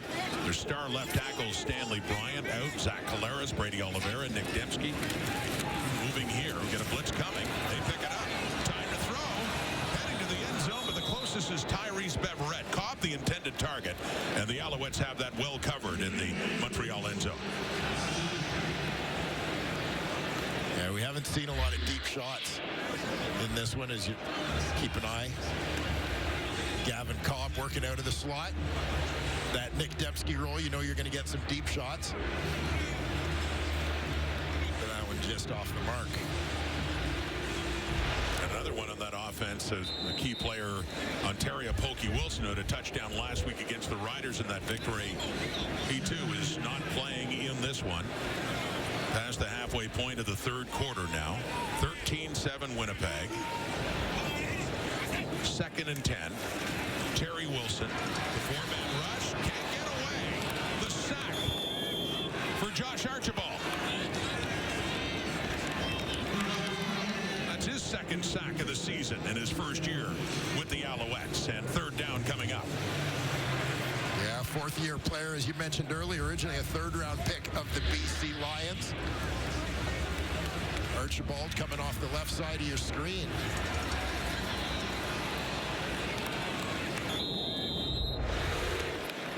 He's fighting his way through to the quarterback, getting a few more snaps today.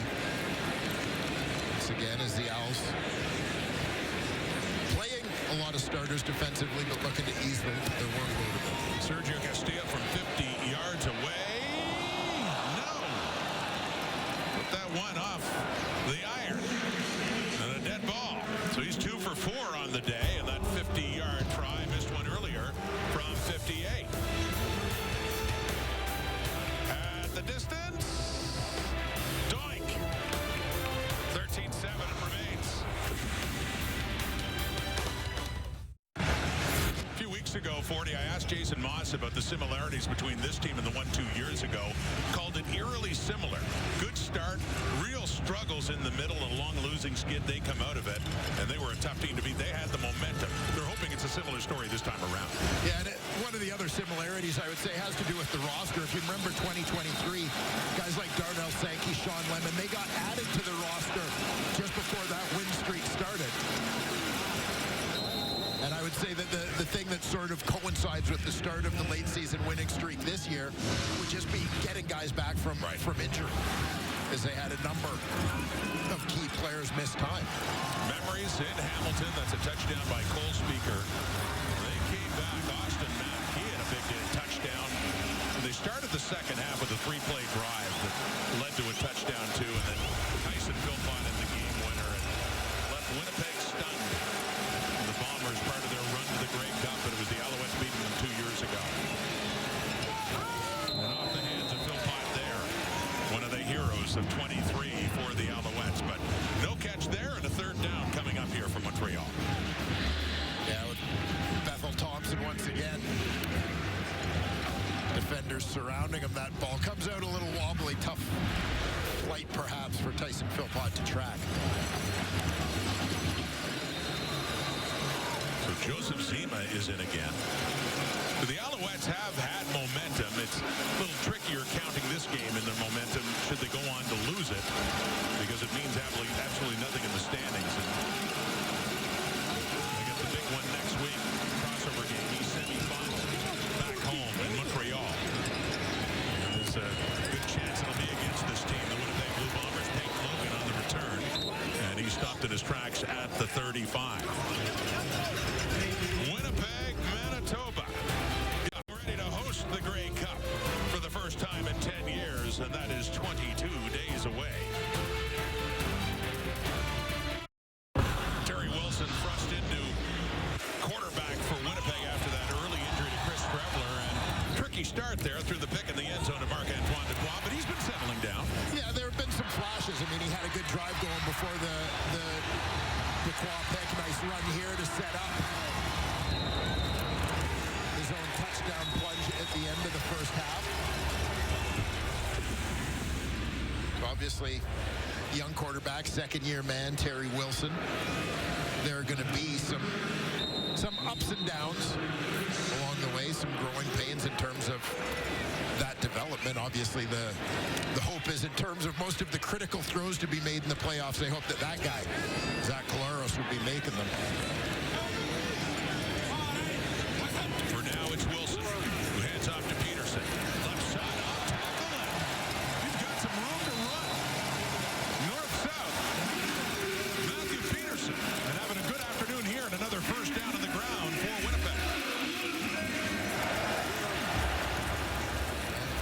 And Peterson, who sort of arrived in the CFL with a splash in the Bombers season opener, and Brady Oliveira was injured. Going for over 100 in that game. And right now, 12 carries for 68 yards. Another 22 in the air, so it's 90 yards of net offense for Matthew Peterson in this chance to get some reps. And another chance there, although maybe a yard at most against that Alouettes defense. Josh Archibald, another guy getting a chance for more reps, and he's made some plays in this game. We'll take a look back at Matthew Peterson's CFL debut. 23 carries, 130 yards. A couple of big ones against the BC Lions. Up closer to midfield now for Wilson, and it's whistled up, flags out on this second down and 10. Procedure, Winnipeg, number 68. 5-yard penalty, remains second down. Which is about to become a second down and 15 just about here. Through the procedure call.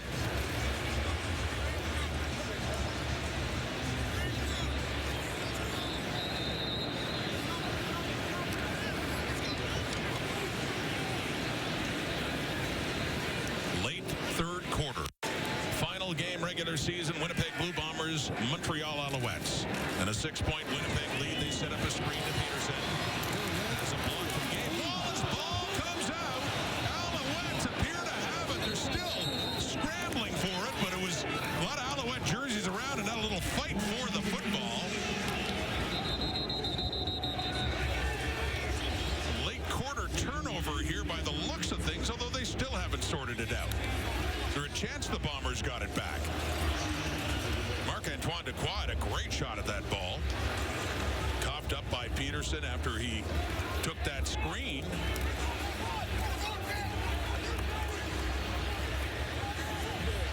But no.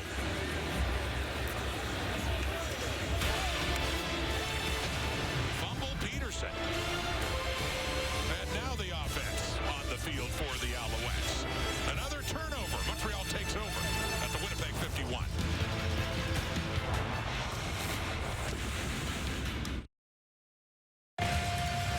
Just 3 weeks away. Grey Cup 112 right here in Winnipeg. Let's head back to Brent.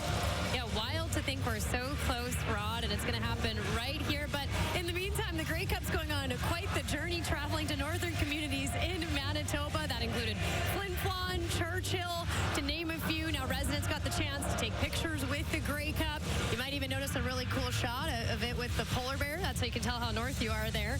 Even got to enjoy some dog sledding. Now, former Bombers defensive back Brandon Alexander was along for the ride in the tour. You guys mentioned 22 days until it's awarded here at this stadium, which I can imagine is probably going to be a little bit colder than it is today. I have to give a shout out, though. My favorite part about the Grey Cup this year is the mascot, Maple the Beaver. Can't get any more Canadian than that, than the Grey Cup itself. Brett, for sure. A lot of excitement building up, not only Winnipeg, Manitoba, too. In general, it's McLeod Bethel-Thompson completing that pass after the turnover and the fumble by Matthew Peterson. There's Charleston Rambo with a catch just inside the Winnipeg 30. Yeah, Alouettes going for a big strike. Immediately following the turnover. Thompson. Right on the money there. Good concentration from Rambo, taking that hit from Jamal Parker as he reels that one in.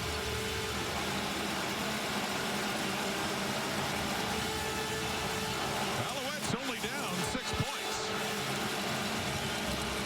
Quickly, Philpott going nowhere. Tackled there by Shane Gauthier. And at linebacker for the Bombers. And that is quarter time. Through 3 quarters.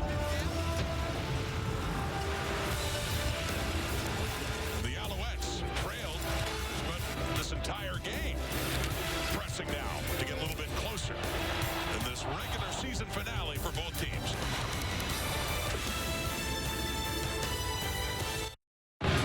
Through 3 quarters, I don't want to say, let's just throw all these numbers out the window. However, we are looking ahead to the playoffs. We get through this, and it's just interesting because Winnipeg, there's a pretty good chance they're going to be playing this Alouette team again, and they're going to have a lot of different players in the lineup next week in Montreal. Yeah, it has been this balancing act, certainly, I think, for both teams, knowing that seemed to be the most likely playoff scenario. So, yeah, you're trying to win, but you're also limiting what you're showing. So you're kind of sticking to the basics of your playbook, not necessarily pulling out all of the wrinkles in this ball game, regardless of which players you have out there executing. And as you said, Mike O'Shea's approach is, we know we're going on the road for the playoffs. We know it's one time zone away. It's either going west to Calgary, it's either going east to Montreal. So he just wants to make sure either way is his team ready. But should they face the Alouettes again, neither team really showing a lot of their hand in this one. 6-point difference. Here comes Montreal with McLeod Bethel-Thompson. Quarterback who just dumps it off to Tyon Evans, and a nice tackle coming in there by Nick Halleck. Another one of the reserves in there at safety for Winnipeg with a good defensive play. Yeah, Halleck, veteran, special teams stalwart, terrific athlete, getting an opportunity to get some more snaps than usual on defense, making the most of it. We've seen him play in some defensive packages over the course of his career.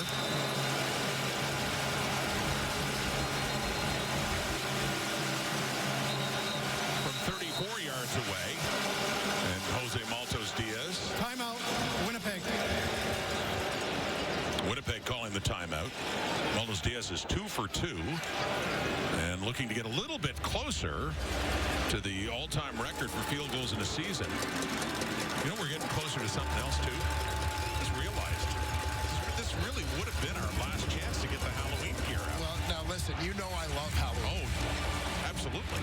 I have been in contact with some of my people about our costumes for next year. I've also been in contact with the league about moving up the schedule so that Halloween falls a little more in the regular season as opposed to on the eve of the playoffs. Best CFL and TSN costume last year had to be Kenzie Lalonde, dressed up as Dwayne Ford when Winnipeg was playing in Montreal. That was epic. And it caught you off guard, too, didn't it? It really did. Well, Maltos Diaz has another field goal. He is 3 for 3.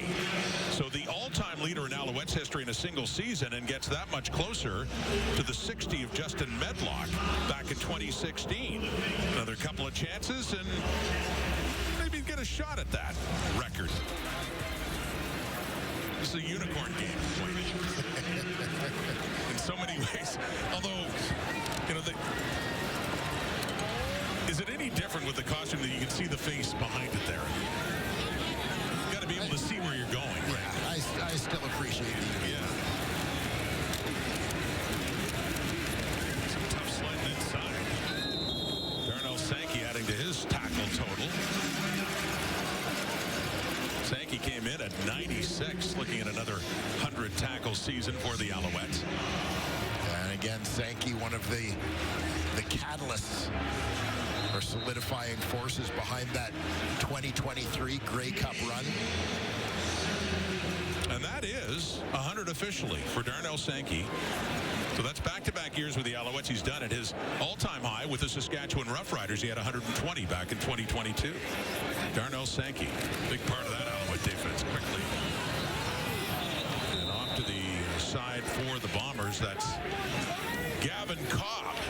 And excuse me for saying back home in Winnipeg. At his college days here. He's from Victoria, BC.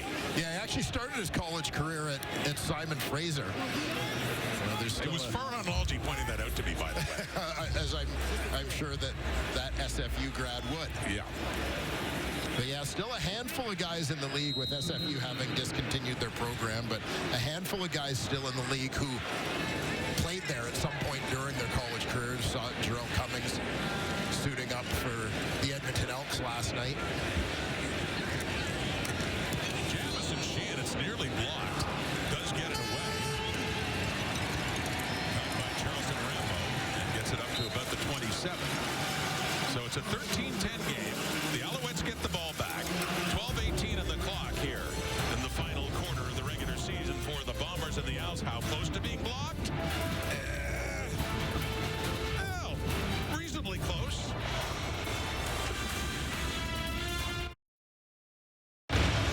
Final day of the regular season. Playoffs begin. They start playing for keeps next week, and it's still not decided yet, especially if Winnipeg wins, but this could be a playoff preview between the Alouettes and Winnipeg Blue Bombers.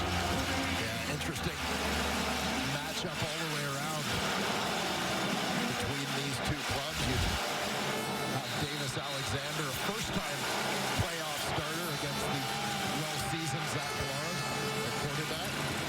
Bethel Thompson gets rid of it, and coming in for it is Rambo.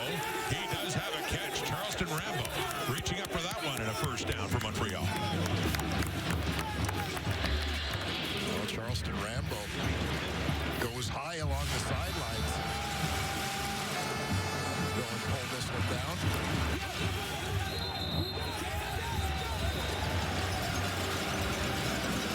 And a little tiptoe touch. Nicely done by Rambo. Up to the 40. Charleston Rambo. McLeod, Bethel Thompson. They're down by 3. They go back to the ground now, and that's Tyan Evans in his CFL debut, picking up a few more yards.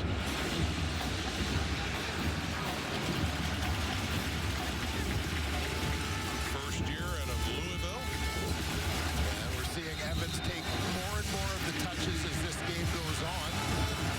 Again, part of the managing the load of the starters. Stevie Scott played the early portion of this ball game. He had 7 carries for 31 yards, and out of it, seeing Evans now. Bethel Thompson pressure. Down he goes. And it's Kydron Jenkins again, making the most of his opportunity in his CFL debut. Jenkins with the sack. There you see Jenkins from his DN spot, number 54. Get an opportunity in place of Willie Jefferson. Little hand slap there to keep Tiger Shanks, the tackle, from getting a punch on him. Stops the Alouettes. Joseph Zima to punt it away. Peyton Logan back to 16. Oh, a high tackle there. Marc-Antoine Dequoy takes him down, and a flag comes out for that. And once again, he's holding his hands up, wondering why the flag came out. Dexter Lawson, meanwhile, the injured Bomber, slow to get up.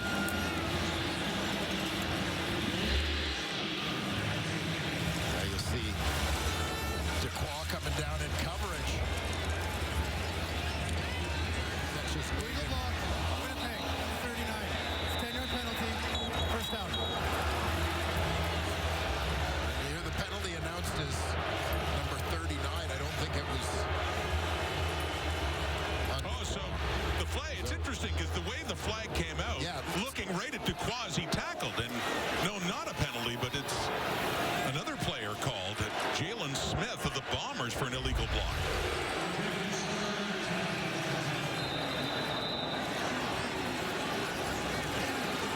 Quaz had a couple of moments, as did we in this, where he's wondering, what did I do? Yeah, well, again, not a penalty against Marc-Antoine Dequoy.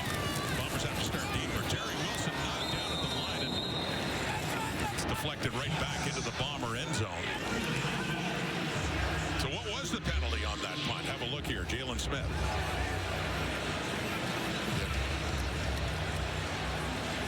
And you saw Smith a little bump in the back. And he went right into the play with the Dequoy right when the flag was thrown. That might explain why the... yes, the curious timing. The eye line of the official throwing the flag, looking right at it. Quickly. No, incomplete. That was on 2nd and 10, intended for Carrick Wheatfall. And 2 and out just like that. Winnipeg will have to punt it deep from their zone. Yeah, that throw came up a little bit short. Opportunity here for the Alouettes to start in pretty good field position. And it continues to be Charleston Rambo handling most of the return duties here today.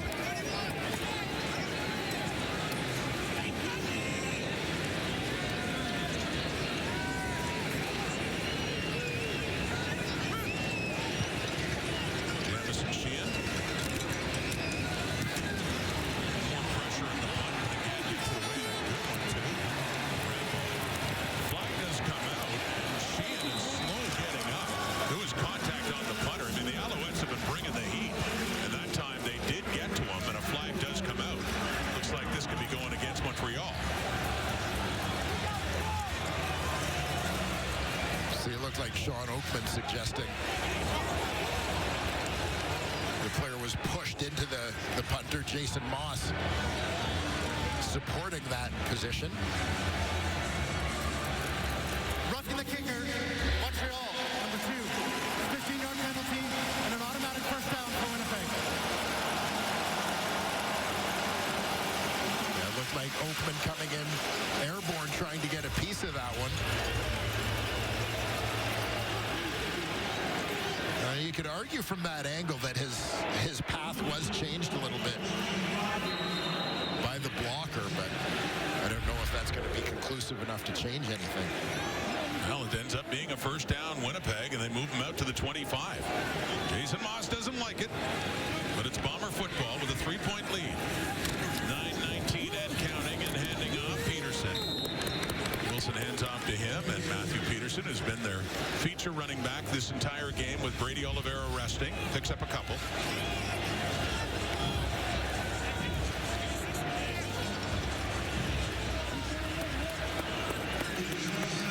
Peterson getting a break here. Fullback Michael Chrysyk remains in the backfield. We'll see if he lines up to actually carry the ball or if this is strictly about protection. On a 2nd and long, 2nd and 8 for Terry Wilson.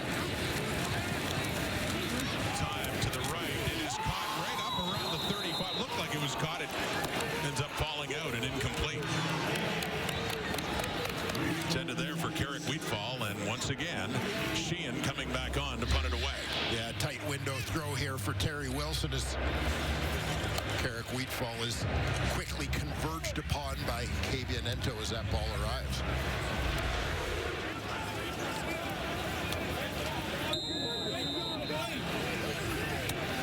So Wilson heads off again. Rambo heads back for another return. This time inside his 40. Montreal just a field goal behind.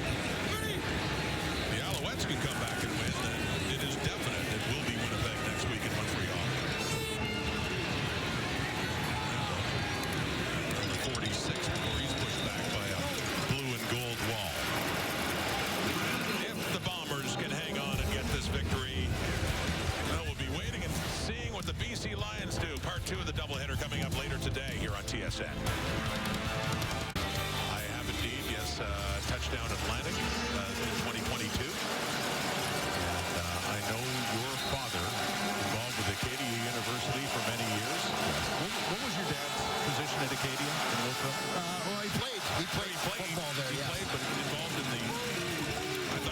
also involved in, well, he's in the Hall of Fame. He is in the Sports Hall of Fame that's right. at Acadia, yes.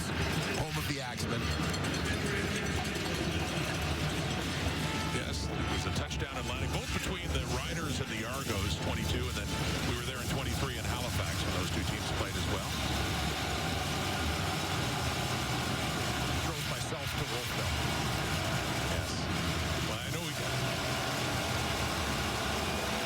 your own memories of playing football in Atlantic Canada, positive ones with Western, a couple of Atlantic Bowls. Positive in 89 anyway. Here's Bethel Thompson under pressure. He is taken down again.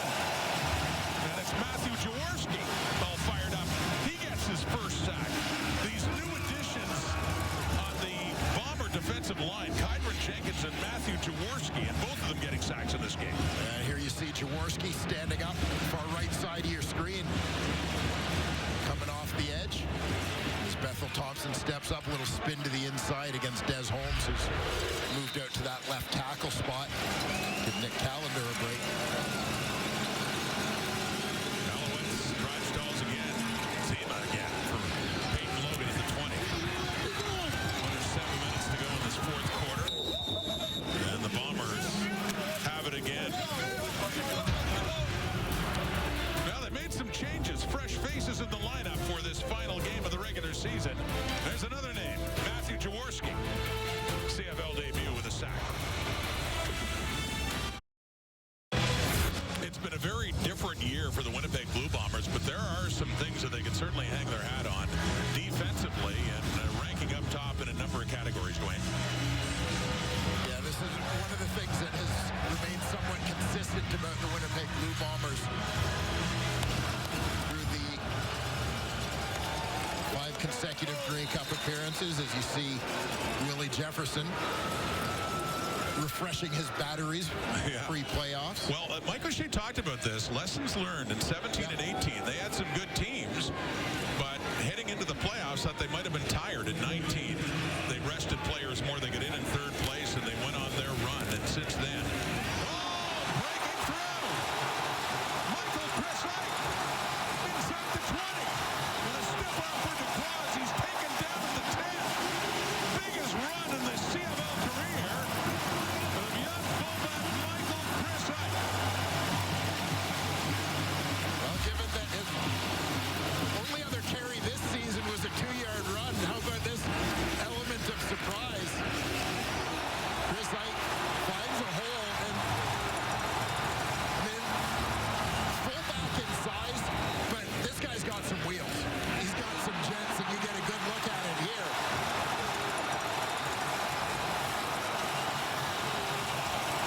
Chrisite, the Delaware State product. And as you say, rare is the chance to run with the ball. Making the most of it. Gets another chance here on that 1st and 10. And the pile keeps moving. Not going down without a fight anyway and picking up a couple more yards. Yeah, they don't all go for big gains. Yeah, this is a guy who was one of the stars of the CFL Combine in 2024. Just, 225-pounder, absolutely chiseled, and it was his movement test that caught everybody's eyes. Just an explosive athlete. As I said, great speed at that size. And his role in the offense, primarily, but blocking back, but getting some touches. He's a look into the end zone. For Cobb, no. Not quite. Jennifer Gavin Cobb and had a chance right in the corner of the end zone, but it falls incomplete. Yeah, pretty nice toss here. Pass interference, Montreal, number 12. Foul happened in the goal. Ball was placed at the 1-yard line. Automatic first down. But a PA against Najee Murray, 1st and goal. Here you'll see Cobb, who's going to work towards the corner.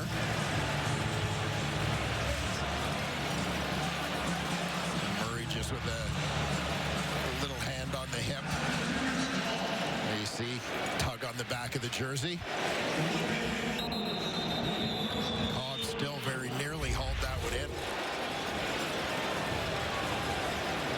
So it gets them down to the 1 on that penalty pass pass interference against Najee Murray.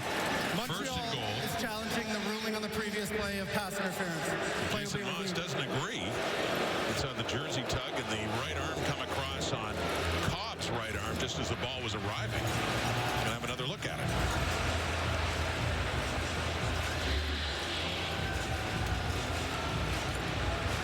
Another look. There you see the left hand, the little grab.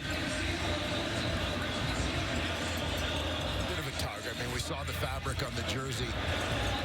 There was a grab just after the break. You can see there was another tug there just as the ball approached.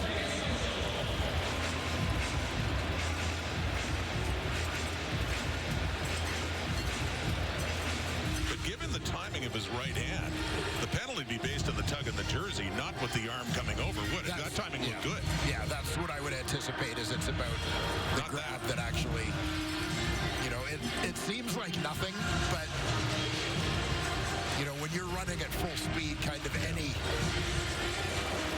force put on you in any direction is going to have an impact. That was Alouettes defensive coordinator Noel Thorpe, understandably not agreeing with the call. See the tug in the jersey, that's it. Got the flag out.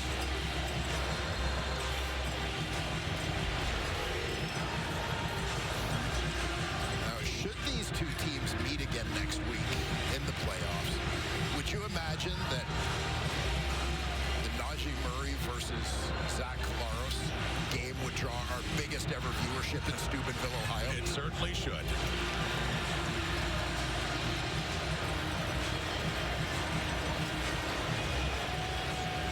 After review by the replay center, the calling on the field is overturned. There's no pass interference on the play. It'll be third down, Winnipeg. So interesting ruling. The Murray tug in the jersey, which was really the only thing being judged here, was not significant enough to call pass interference. By the way, yeah, Steubenville, Ohio. I remember talking to Najee Murray about this, where Zach Collaros was a star in high school, at a different high school, a few years ahead of Murray. So Castillo coming on now for a field goal.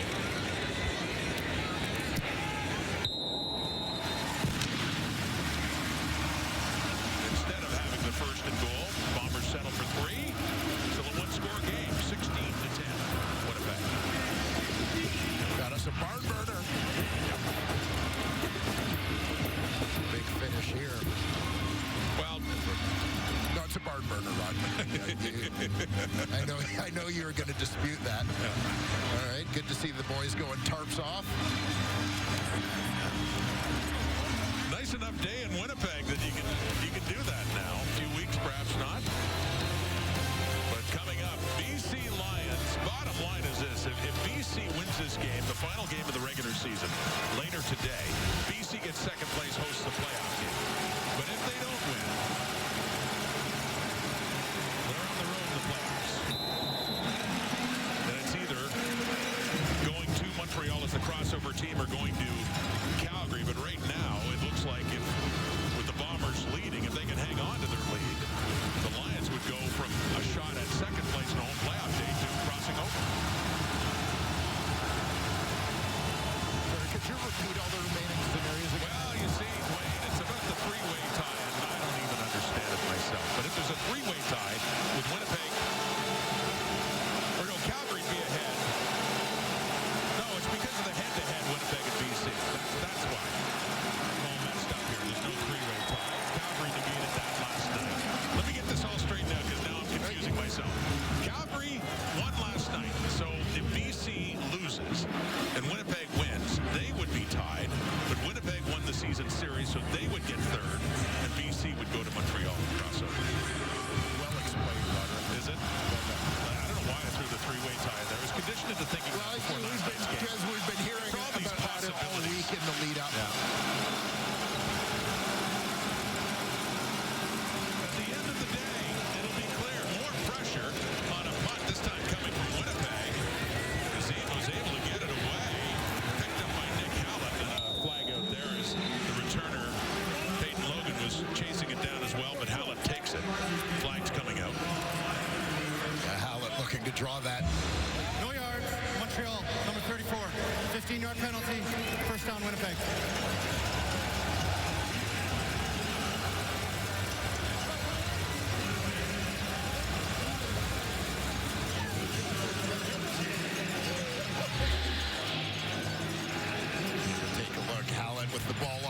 Brown knows he can catch a couple of Alouettes. Everybody's trying to stay 5 yards away from the returner. Howard grabs that one and gets his team a few extra yards in the penalty. By the way, talking about crossover possibilities, it's been pointed out this week, Winnipeg has never crossed over, although much of the time since the crossover came into effect, they were in the East Division up until 10 years ago. Yeah, Winnipeg has represented the East in the Grey Cup 7 times. Right. Now, the thing that's interesting to me is, you know, as they go to play in the East bracket, they'll be the 3rd seed in the East bracket. Of the 7 times they've represented the East, because they were in the East Division at the time, the 7 times they made it to the Grey Cup, they always finished in 1st or 2nd. They were never the 3rd seed. Right. So they've never had to win 2 games on the road in the East to get to the Grey Cup. In the East, no. Now, in the West, of course, in 2019 they did, but no, not in the East. And we're not saying they're crossing over yet. Depends on BC later if they can win this game. There's Chrisite. Another touch for Michael Chrisite with that big carry. Last possession, getting it up to around the 50. And a 3rd down coming up. So 3-minute warning given. Winnipeg hanging on to a 6-point lead. We'll also look ahead to game 2 of the doubleheader in Saskatchewan. The Lions trying to get home field. We were just talking about the Bombers having to go on the road in the playoffs 6 years ago. Playoff drive started in Calgary. McMahon Stadium, Nick Dembski with the touchdown there. Zach Collaros just recently added to the Bombers. Hits Darvin Adams there. And Winnipeg won that game. It's a possibility they're going to Calgary this time around.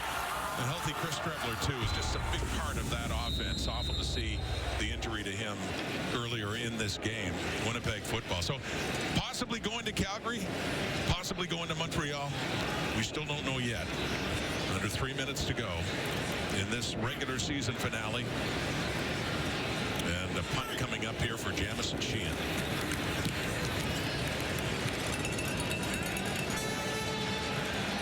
Takes a roll near the goal line, but it stopped shy of it. Well placed by Sheehan. Cabianetto took a pop, and he stayed on his feet, and he ends up being tackled by Ethan Ball. A couple others in on special teams there for Winnipeg. But how about the placement on that punt by Jamison Sheehan, just like he threw it out? Rather magnificent. And again, it's the style of the Aussie punters with that end-over-end kick that kind of sits down rather than bouncing into the end zone when you get that great placement. Just like he drew it up. That is the punter equivalent of a touchdown. A moment he's enjoying. It looked like he was shaken up a little earlier in that roughing the kicker call earlier in the quarter, but Alouettes down 6, starting deep. Evans, the ball carrier for Montreal. Jamal Woods says no further after a couple of yards. Yeah, we've seen the Alouettes with a number of rough starts in terms of field position in this ball game. Tremendous placement there. Jason Moss and the Alouettes came to Winnipeg not knowing if they would have a chance to play for first in the East before Ottawa took on Hamilton last night. The Ticats won the game, and they clinched first, so made it academic coming in for Montreal, knowing they're playing next week at home in the semifinal in the East against the crossover team from the West. Full speaker, no good. 3rd down, and they'll have to punt it away from the red zone again. Meanwhile, away from the ball, Austin back in a little bit of a collision in traffic there. I think the defender was just trying to get out to his coverage responsibility.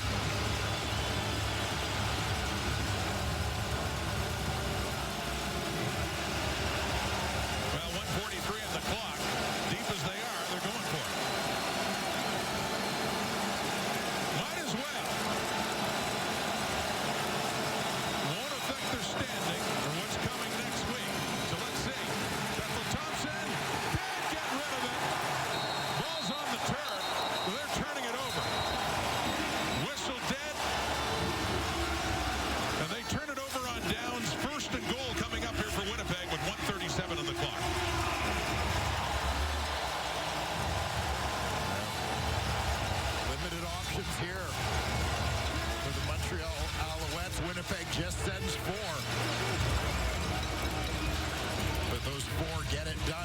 Jaworski, Jake Thomas, combining to bring down the Alouette quarterback.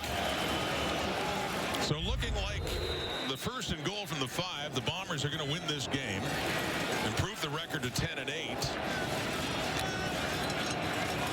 10 wins, tied with BC. The Lions looking for their 11th win later today in Saskatchewan. Handing off to Peterson. If they get a field goal here at this point in time, it becomes a 2-score game. So timeout, Montreal. Ball security always of the essence, but to your point, even more so here, is make sure that at the very least you still have a chance to kick that field goal. Make Montreal's climb a little steeper. You know, Mike O'Shea talked this week about the fact that, you know, the approach is always control what you can control, and there is only so much of the playoff equation at this point in week 21 that the Winnipeg Blue Bombers could control in terms of where they would end up. Mike O'Shea just trying to win football games, which is always the week-to-week mission. Terry Wilson, quarterback, to Peterson again. Trying to almost pull him down towards the end zone. He gets down around the 1:25 on the clock. But the interesting thing for these two teams is they assuming Winnipeg hangs on and gets the win, they've got to wait another few hours to know who their opponent is. Yeah. It might be each other. Then again, Montreal, if the Lions don't win in Saskatchewan, then Montreal gets BC next week, and it'll be Winnipeg going to Calgary. It all depends on BC. Well, this is it. This is it. And Saskatchewan, for that matter. I mean, but they're already locked into first in the West. Yeah, I mean, throughout the weekend, there have been external factors at play, so to speak, for both of these teams. All you can do is play and try to win and see where you end up. So Castillo's out. Looking to add another. Make it a 2-score game. 1:15 on the clock. Still ticking away.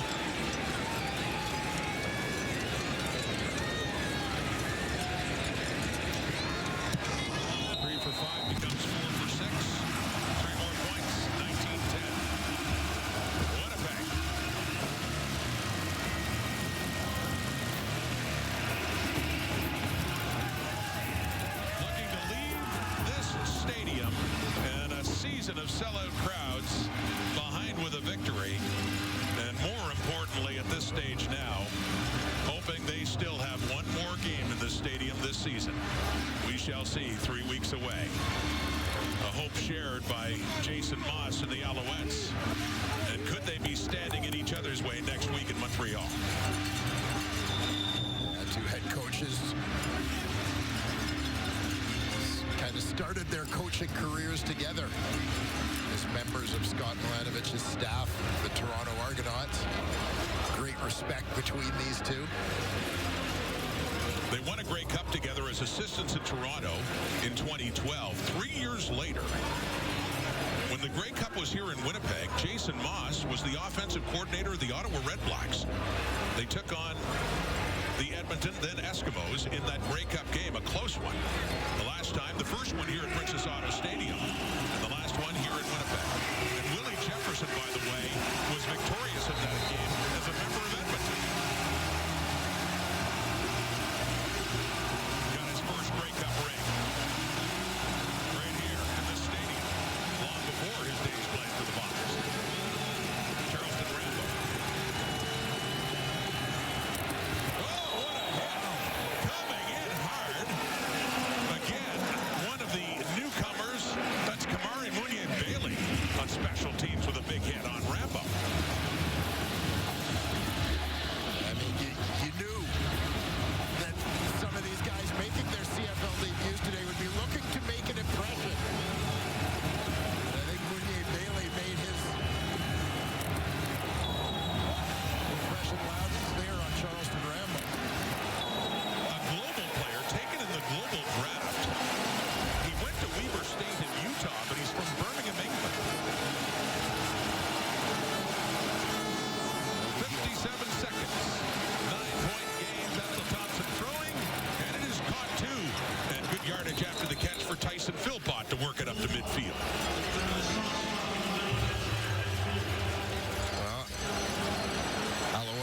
hustling up to the line. McLeod Bethel Thompson directing traffic.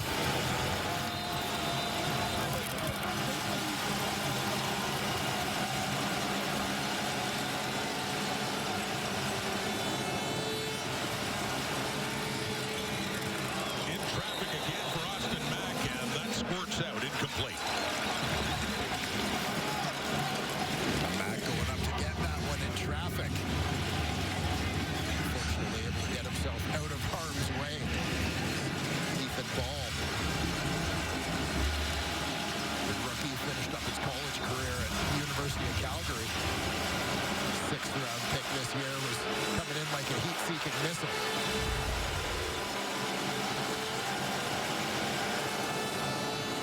Getting down to a half minute. More pressure on Bethel Thompson. And it's Kydron Jenkins again. We saw a sack earlier, but you talked again about on this Winnipeg defense, all these guys getting their first taste of CFL action in this game. They are hungry. Kydron Jenkins has had a good game. Jenkins, Jaworski, Bailey. All stepping up here today with the veterans Willie Jefferson and James Botters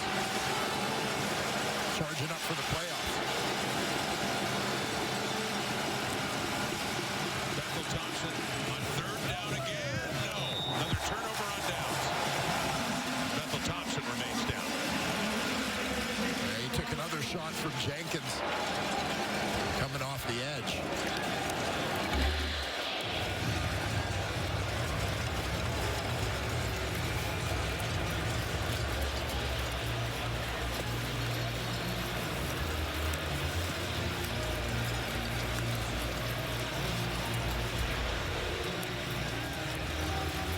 Standing in for Davis Alexander, who initially was to start this game, and Jason Moss decided better of it. Give his prize starter a break before the playoffs and victory formation now for Winnipeg. Finishing up at home with the dream of one more home game in 22 days.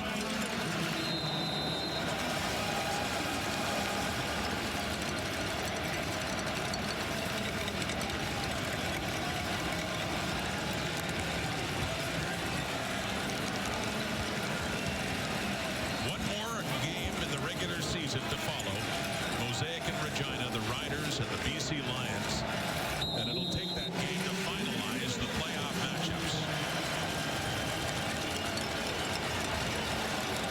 Right down to the wire we go before knowing who's meeting who next week. Last play. Two playoff-bound teams still unsure who their opponent will be next week. Will it be a rematch between O'Shea's Bombers and Jason Moss's Montreal Alouettes? Strong possibility, as they'll wait and see and not know for another few hours. The playoff matchups, not surprisingly, coming right down to the final game of the regular season. BC Lions and Saskatchewan Roughriders determining how things will shake out in the East and West Division semis.